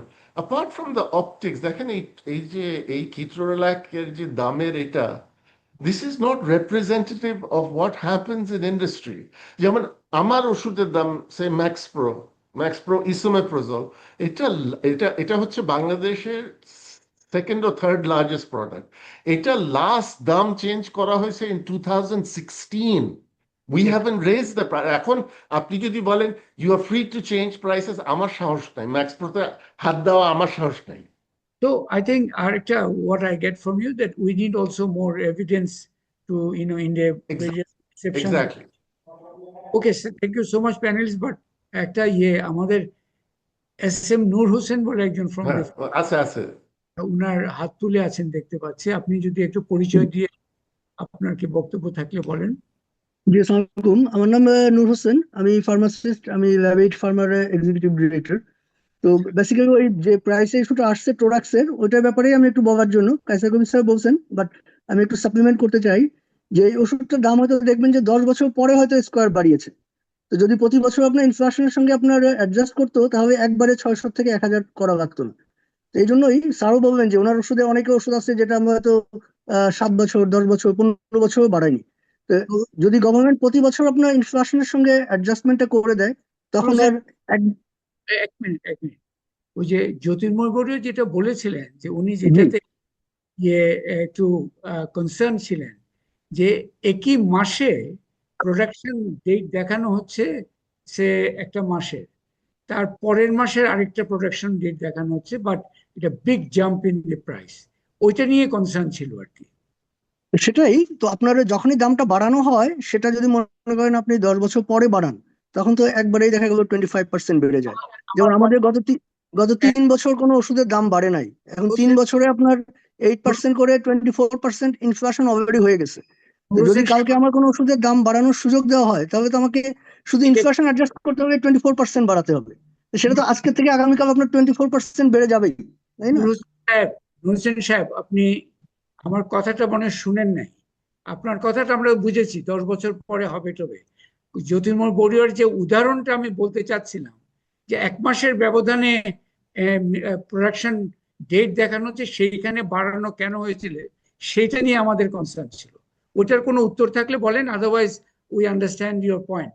ঠিক আছে, ওকে, তাহলে আমরা এক কাজ করি, এখন we are almost towards the end of the discussion, and I want একটা লাস্ট 1 মিনিট করে আমাদের প্যানেলিস্টদেরকে any final thoughts that you would like to share with the audience, starting with Hamid? 1 মিনিটের অবশ্য। অনেক ধন্যবাদ। আমি যেটা মনে করি স্যার, সেটা হচ্ছে যে ওষুধের ডেফিনেটলি আমাদের ওষুধের অ্যাভেলেবিলিটি নিশ্চিত করতে হবে, এবং বিশেষ করে আমাদের যে শিফটিংটা হচ্ছে, যে এখন জেনেরিক ওষুধ থেকে বায়োলজিক্যাল ওষুধ বা সিমিলার ওষুধের দিকে যে গ্লোবালি ট্রানজিশন হচ্ছে, সেই ট্রানজিশন যদি আমরা না করি, তাহলে আমাদের এই যে কেমিক্যাল ওষুধ যেটা তৈরি করে জেনেরিক ওষুধ, এটা অনেকটাই আমরা মার্কেট হারিয়ে ফেলবো আর কি। মার্কেট হারিয়ে ফেলবো মানে আমরা যদি দেখি যে পার্শ্ববর্তী দেশ বায়োসিমিলার বায়োলজিক্যাল প্রোডাক্টে অনেক এগিয়ে গেছে, আমরা এগোতে পারি নাই, সেক্ষেত্রে কিন্তু আমাদের যেটা হবে সেটা হলো যে এই পার্শ্ববর্তী দেশে রুগী যাওয়া আরো বেশি বেড়ে যাবে আর কি। হ্যাঁ, তো সেই জায়গাগুলোতে আমাদের এখানে R&D দরকার আছে। তাহলে R&D করতে গেলে যেটা করতে হবে সেটা হলো ফার্মাসিউটিক্যাল কোম্পানির নিশ্চয়ই এখানে তাদের গ্রোথের দরকার আছে, কারণ তাদের R&Dর জন্য তার অন্য কেউ টাকা দেয় না। ঠিক একইভাবে আমি যেটা মনে করি সেটা হচ্ছে যে আমাদের জনগণের অ্যাফোর্ডেবিলিটির জন্য দুটো জিনিস, সেটা হচ্ছে যে অ্যাভেলেবেল থাকতে হবে ওষুধ, সেটা অ্যাক্সেসেবল হতে হবে, এবং সেটার কোয়ালিটি ইনশিওর করতে হবে, এবং ডেফিনেটলি সেটার প্রাইসটাও একটা কাঙ্ক্ষিত মাত্রায় রাখতে হবে, যাতে সেটা অ্যাফোর্ডেবল হয়। সেটা ফর্মুলা আমি আগেই বলে দিয়েছি। Thank you. Rumana, doctor Rumana Haque, 1 minute final word. Sir, আমি ওই দুটো পয়েন্টই বলবো। তার মধ্যে একটা হলো যে গবেষণায় আরো জোর দেওয়া, এবং R&D যেটা বললেন প্রফেসর হামিদ, এটা আমিও উল্লেখ করতে চাই। আর সেই সাথে আমাদের যে তথ্য উপাত্তের যেই প্রবাহটা এই ওষুধের একদম প্রোডাকশন থেকে শুরু করে প্রত্যেকটা ক্ষেত্রে আসলে এটাকে আরো শক্তিশালী করা, এবং এক্ষেত্রে আমাদের যে ড্রাগ অ্যাডমিনিস্ট্রেশন তাদের যে আইন কানুনগুলো আছে সেখানেও আসলে ডিজিডি এর সক্ষমতা বৃদ্ধি করা, এবং যে আইনের বিষয়গুলো বারবার আজকে উঠে আসছে যে এই পলিসিগুলো আসলে অনেক ক্ষেত্রে ইমপ্লিমেন্ট করা যাচ্ছে না, কিন্তু আইনের সীমাবদ্ধতা আছে। সুতরাং আইনগুলোকে আসলে কোন আইন প্রয়োজন এবং কিভাবে আমরা তাহলে আজকে যে আলোচনাটা হলো এগুলোকে যদি ইমপ্লিমেন্ট করতে চাই তাহলে আইনের বিষয়টিকে আসলে গুরুত্ব দেওয়া। ধন্যবাদ। Thank you. Mushtaq Hossain, 1 minute final word, unmute করে। জি, আমাদের প্রধান উদ্দেশ্য হচ্ছে সার্বজনীন স্বাস্থ্য সুরক্ষা নিশ্চিত করা। খরচ কমাতে হলে একটা বড় অংশ ঔষধের পরে, যদিও ফ্যাসের ভাই একমত না, কিন্তু সব গবেষণায় দেখা গেছে কারণ ঔষধের মূল্য না কমিয়ে যদি আমরা এই অনিয়ন্ত্রিত বাজারের কাছে ছেড়ে দিই তাহলে আমরা মার্কিন বাণিজ্য চুক্তির ফাঁদে পড়বো। মার্কিন বাণিজ্য চুক্তি তারা বলছে বাংলাদেশের ঔষধ শিল্পকে মেধাস্বত্ব আইন মেনে চলতে হবে, তাহলে ওষুধের দাম বাড়াতে পারবেন কিন্তু ক্রেতা পাবেন না। এবং মার্কিনের বহুজাতিক কোম্পানি তারা সস্তায় ওষুধ দেবার না করে মুশতাক হোসেন, আমাদের বাজারটা আবার দখল করবে। এই জিনিসটা লক্ষ্য রাখতে হবে। আমি সময় করবো। তো ধন্যবাদ। আপনি মূলত চাচ্ছেন যে আমাদের ফোকাসটা ইউনিভার্সাল হেলথ কাভারেজ উপরে থাকতে হবে এবং সেটা এনশিওর করার জন্য যা যা করার ইনক্লুডিং মার্কেট কন্ট্রোল সেটাও এনশিওর করতে হবে। Thank you. মোসাদ্দেক হোসেন, আপনার 1 মিনিট ফাইনাল থাকে। জি, সালাম আলাইকুম। আমি প্রফেসর সৈয়দ আব্দুল হামিদ স্যারের সাথেও একমত, but at the same time আমাদের একটু খেয়াল রাখতে হবে যে আমাদের অ্যাভেলেবিলিটির সাথে সাথে সেই মানের ব্যাপারটাও আমি আবার একটু উল্লেখ করতে চাই। তবে এই মুহূর্তে আমি বলি অ্যাভেলেবিলিটির দিক দিয়ে কনসার্নটা কম। যদি আমরা সহসাই, এই সরকার একটা উদ্যোগ নিয়েছে, বিভিন্ন কমিটি ফর্ম করা হয়েছে প্রাইসিং এর উপরে খুব সহসাই, এবং একটা ড্রাগ অ্যাডভাইজারি কাউন্সিলও করা হয়েছে, যারাই কিন্তু ভবিষ্যতের কর্মপন্থা নির্ধারণ করবে। সেই drug advisory council is well represented right now. তো আমার বিশ্বাস যে আগামী দিনগুলোতে সরকারের যে উদ্যোগ, তাতে ঔষধ শিল্প সহনীয় পর্যায়ে আসবে এবং আমরা এগিয়ে যেতে পারবো ইন টার্মস অফ অ্যাভেলেবিলিটি এবং প্রাইস, টু দ্য এক্সটেন্ট যে সরকারি ক্রয় করে যাতে যাদের দরকার তাদেরকে যেন সহজে বিনামূল্যে আমরা পৌঁছাতে পারি। অ্যাট দ্য সেম টাইম আমরা একটু স্বাস্থ্য বিমার দিকেও একটু নজর দিতে পারি, যাতে ভবিষ্যতে স্বাস্থ্য বিমার আওতায় আমরা আমাদের কাঙ্ক্ষিত জনগোষ্ঠীকে ওর আওতায় নিয়ে আসতে পারি। তা আপনাদের অনেক ধন্যবাদ আমাকে সুযোগ দেওয়ার জন্য। মোসাদ্দেক হোসেন সাহেব, ওই ড্রাগ অ্যাডভাইজারি কাউন্সিলটা নিয়ে আরেকটু এটা কি অলরেডি ফর্মড হয়েছে হ্যাঁ, নাকি? জি, এটা ফর্ম হয়েছে, is a high powered committee, যেটা মন্ত্রী মহোদয় নিজেই সভাপতি এবং বিভিন্ন মন্ত্রণালয় এবং যারা যারা স্টেক হোল্ডার কনসার্ন তাদেরকে সব ইনভলভ করা হয়েছে। শুধু গভর্নমেন্ট রিপ্রেজেন্টেটিভ নাকি সেক্টর এবং? না, এটা গভর্নমেন্টেরই as per the drug act, যেটা ড্রাগ অ্যান্ড কসমেটিক্স অ্যাক্ট 2023 অনুযায়ী এই ড্রাগ অ্যাডভাইজারি কাউন্সিলটা তৈরি করা হয়েছে। আচ্ছা, okay, thank you. Jyotirmoy, any 1 minute last word on? আমার হচ্ছে শুধু একটাই আশা, সেটা হলো রমাপদ চৌধুরীর একটা খুব চমৎকার উপন্যাস আছে, বাড়ি বদলে যায়, খুব ছোট উপন্যাস। সেখানে ভাড়াটিয়া থাকে, ভাড়াটিয়া পরবর্তীতে বাড়ির মালিক হয়। ভাড়াটিয়া থাকার সময় তার মন মানসিকতা যেরকম ছিল, বাড়িওয়ালা হয়ে যাওয়ার পরে ঠিক তার বাড়িওয়ালার মতো মন মানসিকতা হয়ে যায়। এখন আমরা এই বাড়িওয়ালা এবং ভাড়াটিয়া দুইটার মধ্যে আসলে ব্যালেন্স করব কিভাবে, সেটার জন্য আসলে গভর্নমেন্টের ইন্টারভেনশনটা থাকতে হবে। আমি ওই জায়গাটা এমফাসাইজ করতে চাই। ধন্যবাদ। কায়সার কবির, আপনি do you want to repeat, মানে লাস্ট ওয়ার্ড আর কি, 1 মিনিট? এটা অলরেডি বলেছি। গভর্নমেন্টের কিছু ডিজিজ টার্গেট করে বলতে হবে যে the government will procure medicines. আমি ক্যান্সারে মরতে দিব না, ডায়াবেটিসে মরতে দিব না, হাইপার টেনশনে মরতে দিব না, টিবিতে মরতে দিব না। এইটা একটা করা উচিত। সেকেন্ড হচ্ছে, যারা এই প্রাইস কন্ট্রোল জিনিসটা, please, Torax was one example. There are thousands of good examples of competition in the market. So it's very unfair to focus just on what Torax did. And Square did not benefit from it at all. Square lost market share very badly. And I actually thank Square because আমাদের market share বেড়ে গেছিল। আর আমরা রোলাকের দাম বোধহয় 10 বছর কি 12 বছর ধরে বাড়ায়নি। সো একটা বাড়ালেও অন্য অনেক ব্র্যান্ড আছে তো। So why focus on just one bad example, you know? So, and একটা জিনিস যেটা বলছি, দুনিয়াতে প্রাইস কন্ট্রোল করে না। This is the thing. এখন এটা তো আমরা তো যেহেতু দুনিয়াতে কম্পিট করি, উই নো প্রাইস রেগুলেশন নিয়ে আমাদের কোনো সময় মাথা ব্যথা করতে হয় না। কেন বাংলাদেশে price regulation is such a big thing? কেন বাঙালি ভালো ইফিশিয়েন্ট প্রাইস রেগুলেশন করতে পারবে, ওয়ারেজ দুনিয়াতে অন্য কেউ পারছে না? এটা আমার মনে হয় আমাদের নিজেদেরকে একটু প্রশ্ন করা উচিত। So I have this 2 points: targeted procurement and trust markets. It's worked very well. That's what the evidence says. Thank you. Thank you so much. এবং প্যানেলিস্ট সবাইকে অ্যাকচুয়ালি আই ওয়ান্ট আর নাম রিপিট করছি না, সবাইকে অসংখ্য ধন্যবাদ। এন্ড অলসো যারা ফেসবুক লাইভ এন্ড জুমে যুক্ত থেকে শুনেছেন আমাদের এই আজকের আলোচনাটা, আগামীকাল ইউটিউব আকারে আশা করি আমরা রিলিজ করতে পারবো। দেন যারা শুনতে পারেন না, you can listen to it again. আজকে আই থিঙ্ক খুব ভালো একটা আলোচনা হয়েছে। I think is very timely একটা আলোচনা হয়েছে। রুমানা হক যেটা করলেন, I want to start with that, যে মেডিসিন প্রাইসের সূত্র ধরে, in the medicine price itself, আজকের আলোচনায় যেটা বেরিয়ে আসলো, it's a system challenge. Actually it's not just একটা প্রাইস কন্ট্রোলের ইস্যুটা, এবং সিস্টেম চ্যালেঞ্জের মধ্যে অনেক কিছু চলে আসলো। Certainly the viability of the industry is an issue because availability is absolutely important. Supply chain is very important, but Mossadegh Hossain যেটা emphasize করেছেন, quality is also exceedingly important. এবং I think Hamid এবং রুমানা যেটা করেছেন, that it is also important that we look ahead. 3 বছর পরে আমাদের LDC গ্রাজুয়েশনের পরে এই ইন্টেলেকচুয়াল প্রপার্টি রাইটের যে বেনিফিট আমরা ফার্মাসিউটিক্যাল ইন্ডাস্ট্রির বিকাশে পেয়েছি, we will have to be competitive without that benefit.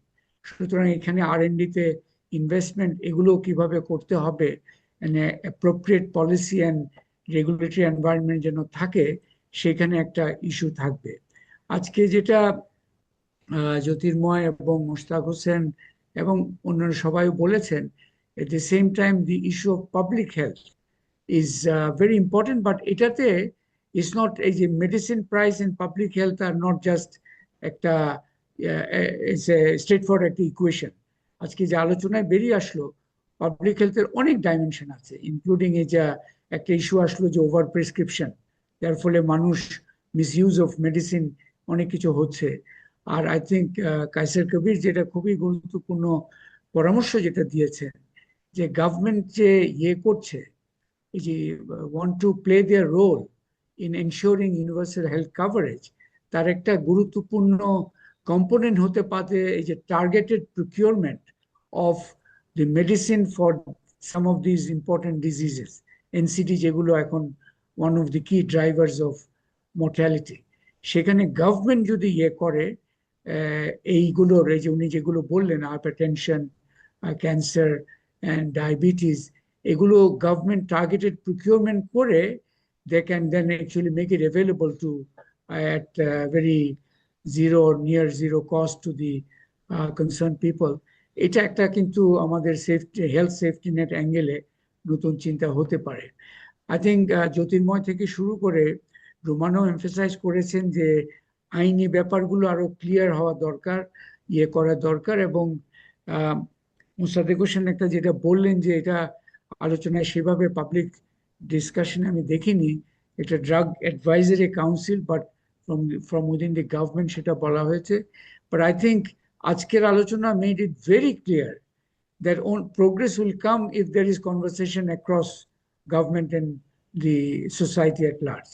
মানে sector, the pharmaceutical sector, the public health community and the government এর যে relevant sections গুলো, তাদের মধ্যে কিন্তু একটা ongoing conversation absolutely critical to ensure that এগুলো unidimensional একটা ডিসকাশন হয়ে যায় না। at the end of the day benefit to the people is not ensured. তো এই কনভারসেশনটা I think very important. Even government, আশা করি আমাদের এটা, I will share this video with the health minister also, if you can have his time to look at this. তো এখানে I think বাংলাদেশের যে এই যে ড্রাগ পলিসি 1982-তে হওয়ার ফলে একটা যে ডোমেস্টিক ফার্মাসিউটিক্যাল ইন্ডাস্ট্রি হয়েছে, this must be seen as a very important strength of the health system. কিন্তু একই সাথে ওই যে দি হেলথ এক্সপেন্সেস, এটার যে একটা ইস্যু, এটার actually part of the issue health এক্সপেন্সে এত বার্ডেন হওয়ার অন্যতম একটা কারণ অবশ্য also that we do not have a very well structured primary healthcare system in place. এই গভর্নমেন্ট এটার কথা বলছে, বাট আই থিঙ্ক আমাদের একটা ফ্র্যাগমেন্টেড অ্যাপ্রোচ আছে টু, যার ফলে এই যে অহেতুক ওষুধ, বেশি ওষুধ খাওয়া, আবার সময় মতো ওষুধ না পাওয়া, এই অভিজ্ঞতাগুলো হচ্ছে because our health system is fragmented, and particularly the primary health care pillar of the health system, এটা is not very strongly সেই হিসাবে, যদিও infrastructure do exist to make sure এখানে ফাস্ট ট্র্যাক একটা হতে পারে। এছাড়া আরবান সেক্টরে অলসো আরবান হেলথেও একটা বড় ধরনের গ্যাপ আছে, রেফারেল সিস্টেম ইত্যাদি সবই এসছে। So I want two actually thank আমাদের সব প্যানেলিস্টকে যারা জুম এবং ফেসবুক লাইভ এটা শুনেছেন। পিপিআরসির এই আজকের এজেন্ডা সিরিজ 2 সপ্তাহ পর পর আমরা একটা টপিক্যাল ইস্যুতে করার চেষ্টা করি। উই ফিল দ্যাট এই ধরনের discussion across the around the table, this are very important to make sure that unilateral decision হয় না। আমাদের ডিজিটিএ এর কথা আসলো, আমরা জানি যে নট জাস্ট ডিজিটিএ, মেনি গভর্নমেন্ট এজেন্সির সক্ষমতার একটা বড় ধরনের ঘাটতি আছে। সক্ষমতা not in a technical sense, but in their intentional and governance sense. তারা যে তাদের প্রয়োজনীয় যেই অ্যাসারশন ইডিসিএল এর কথা বলা হয়েছে, সো ইডিসিএল এর বিষয়টা it needs to as a government agency আরো সক্ষমতার একটু বিষয় আছে। So I think as a whole I would like to end on that medicine price is not a unidimensional একটা issue, এটা সূত্র ধরে the system challenge for a healthy pharmaceutical sector which can support the public health in a strong manner, and a government which deploys its responsibility in a integrated manner and in a conversational manner, outcomes will be very good. আমি একটা সবাইকে অনুরোধ করবো two unlock your video, আমরা একটা group ছবি shot নিব, বা তার আগে আমি I want to just take the moment to remember আমাদের পাবলিক হেলথের অন্যতম একজন প্রবক্তা ছিলেন doctor Khairul Islam. He was a water এইডের রিজিওনাল ডিরেক্টর ছিলেন। He unfortunately passed away yesterday morning suddenly. It has been a shock to all of us who have known him very closely. So I really want to take this opportunity also to pay homage to his contributions to society, pray for his soul, and hope that the high professional standards he established through his work, আমরা সবাই সেটা দিয়ে inspired হব। নামিরা, তাহলে সবাই panelist সবাইকে একটু ইয়ে করেছেন, আপনারা আনলক করেছেন আপনাদের video? Romana, if you want, if you can, you have Kaiser কবিরও আছে, Jyotirmoy, Hamid, are you there or চলে গেছো? আচ্ছা, হামিদ ইজ প্রবলি নট। আমি আসছি, কিন্তু আমার ভিডিওটা একটু সমস্যা হচ্ছে স্যার। 1 মিনিট সময় দেন আমাকে, 1 মিনিট। ঠিক আছে, হামিদের জন্য আমরা একটা সময় ডেফিনেটলি দিতে পারি, because he has made such important points. এবং অন্য সবাই আমাদের যারা যুক্ত আছেন, মুসা থেকে শুরু করে everyone, I can see Otonu has also joined. Musa, তুমি যদি চাও, you can also unlock your video. All right, Hamid, আমরা 1 মিনিট স্যার। স্যার হচ্ছে হচ্ছে হ্যাঁ হ্যাঁ জয়েন করছি স্যার। একটু আমি মোবাইলে জয়েন করছি, আমার ল্যাপটপটাতে স্যার ইয়ে হচ্ছে না স্যার। হ্যাঁ আচ্ছা, হামিদের জন্য আমরা একটু ইয়ে করি, একটু পেশেন্স দেখাই। স্যার এই তো আমি চলে আসছি। নামেরা ছবি তুলে নাও, নামেরা ছবি তুলে নাও, নামেরা ছবি তুলে নাও, নামেরা ছবি তুলে নাও।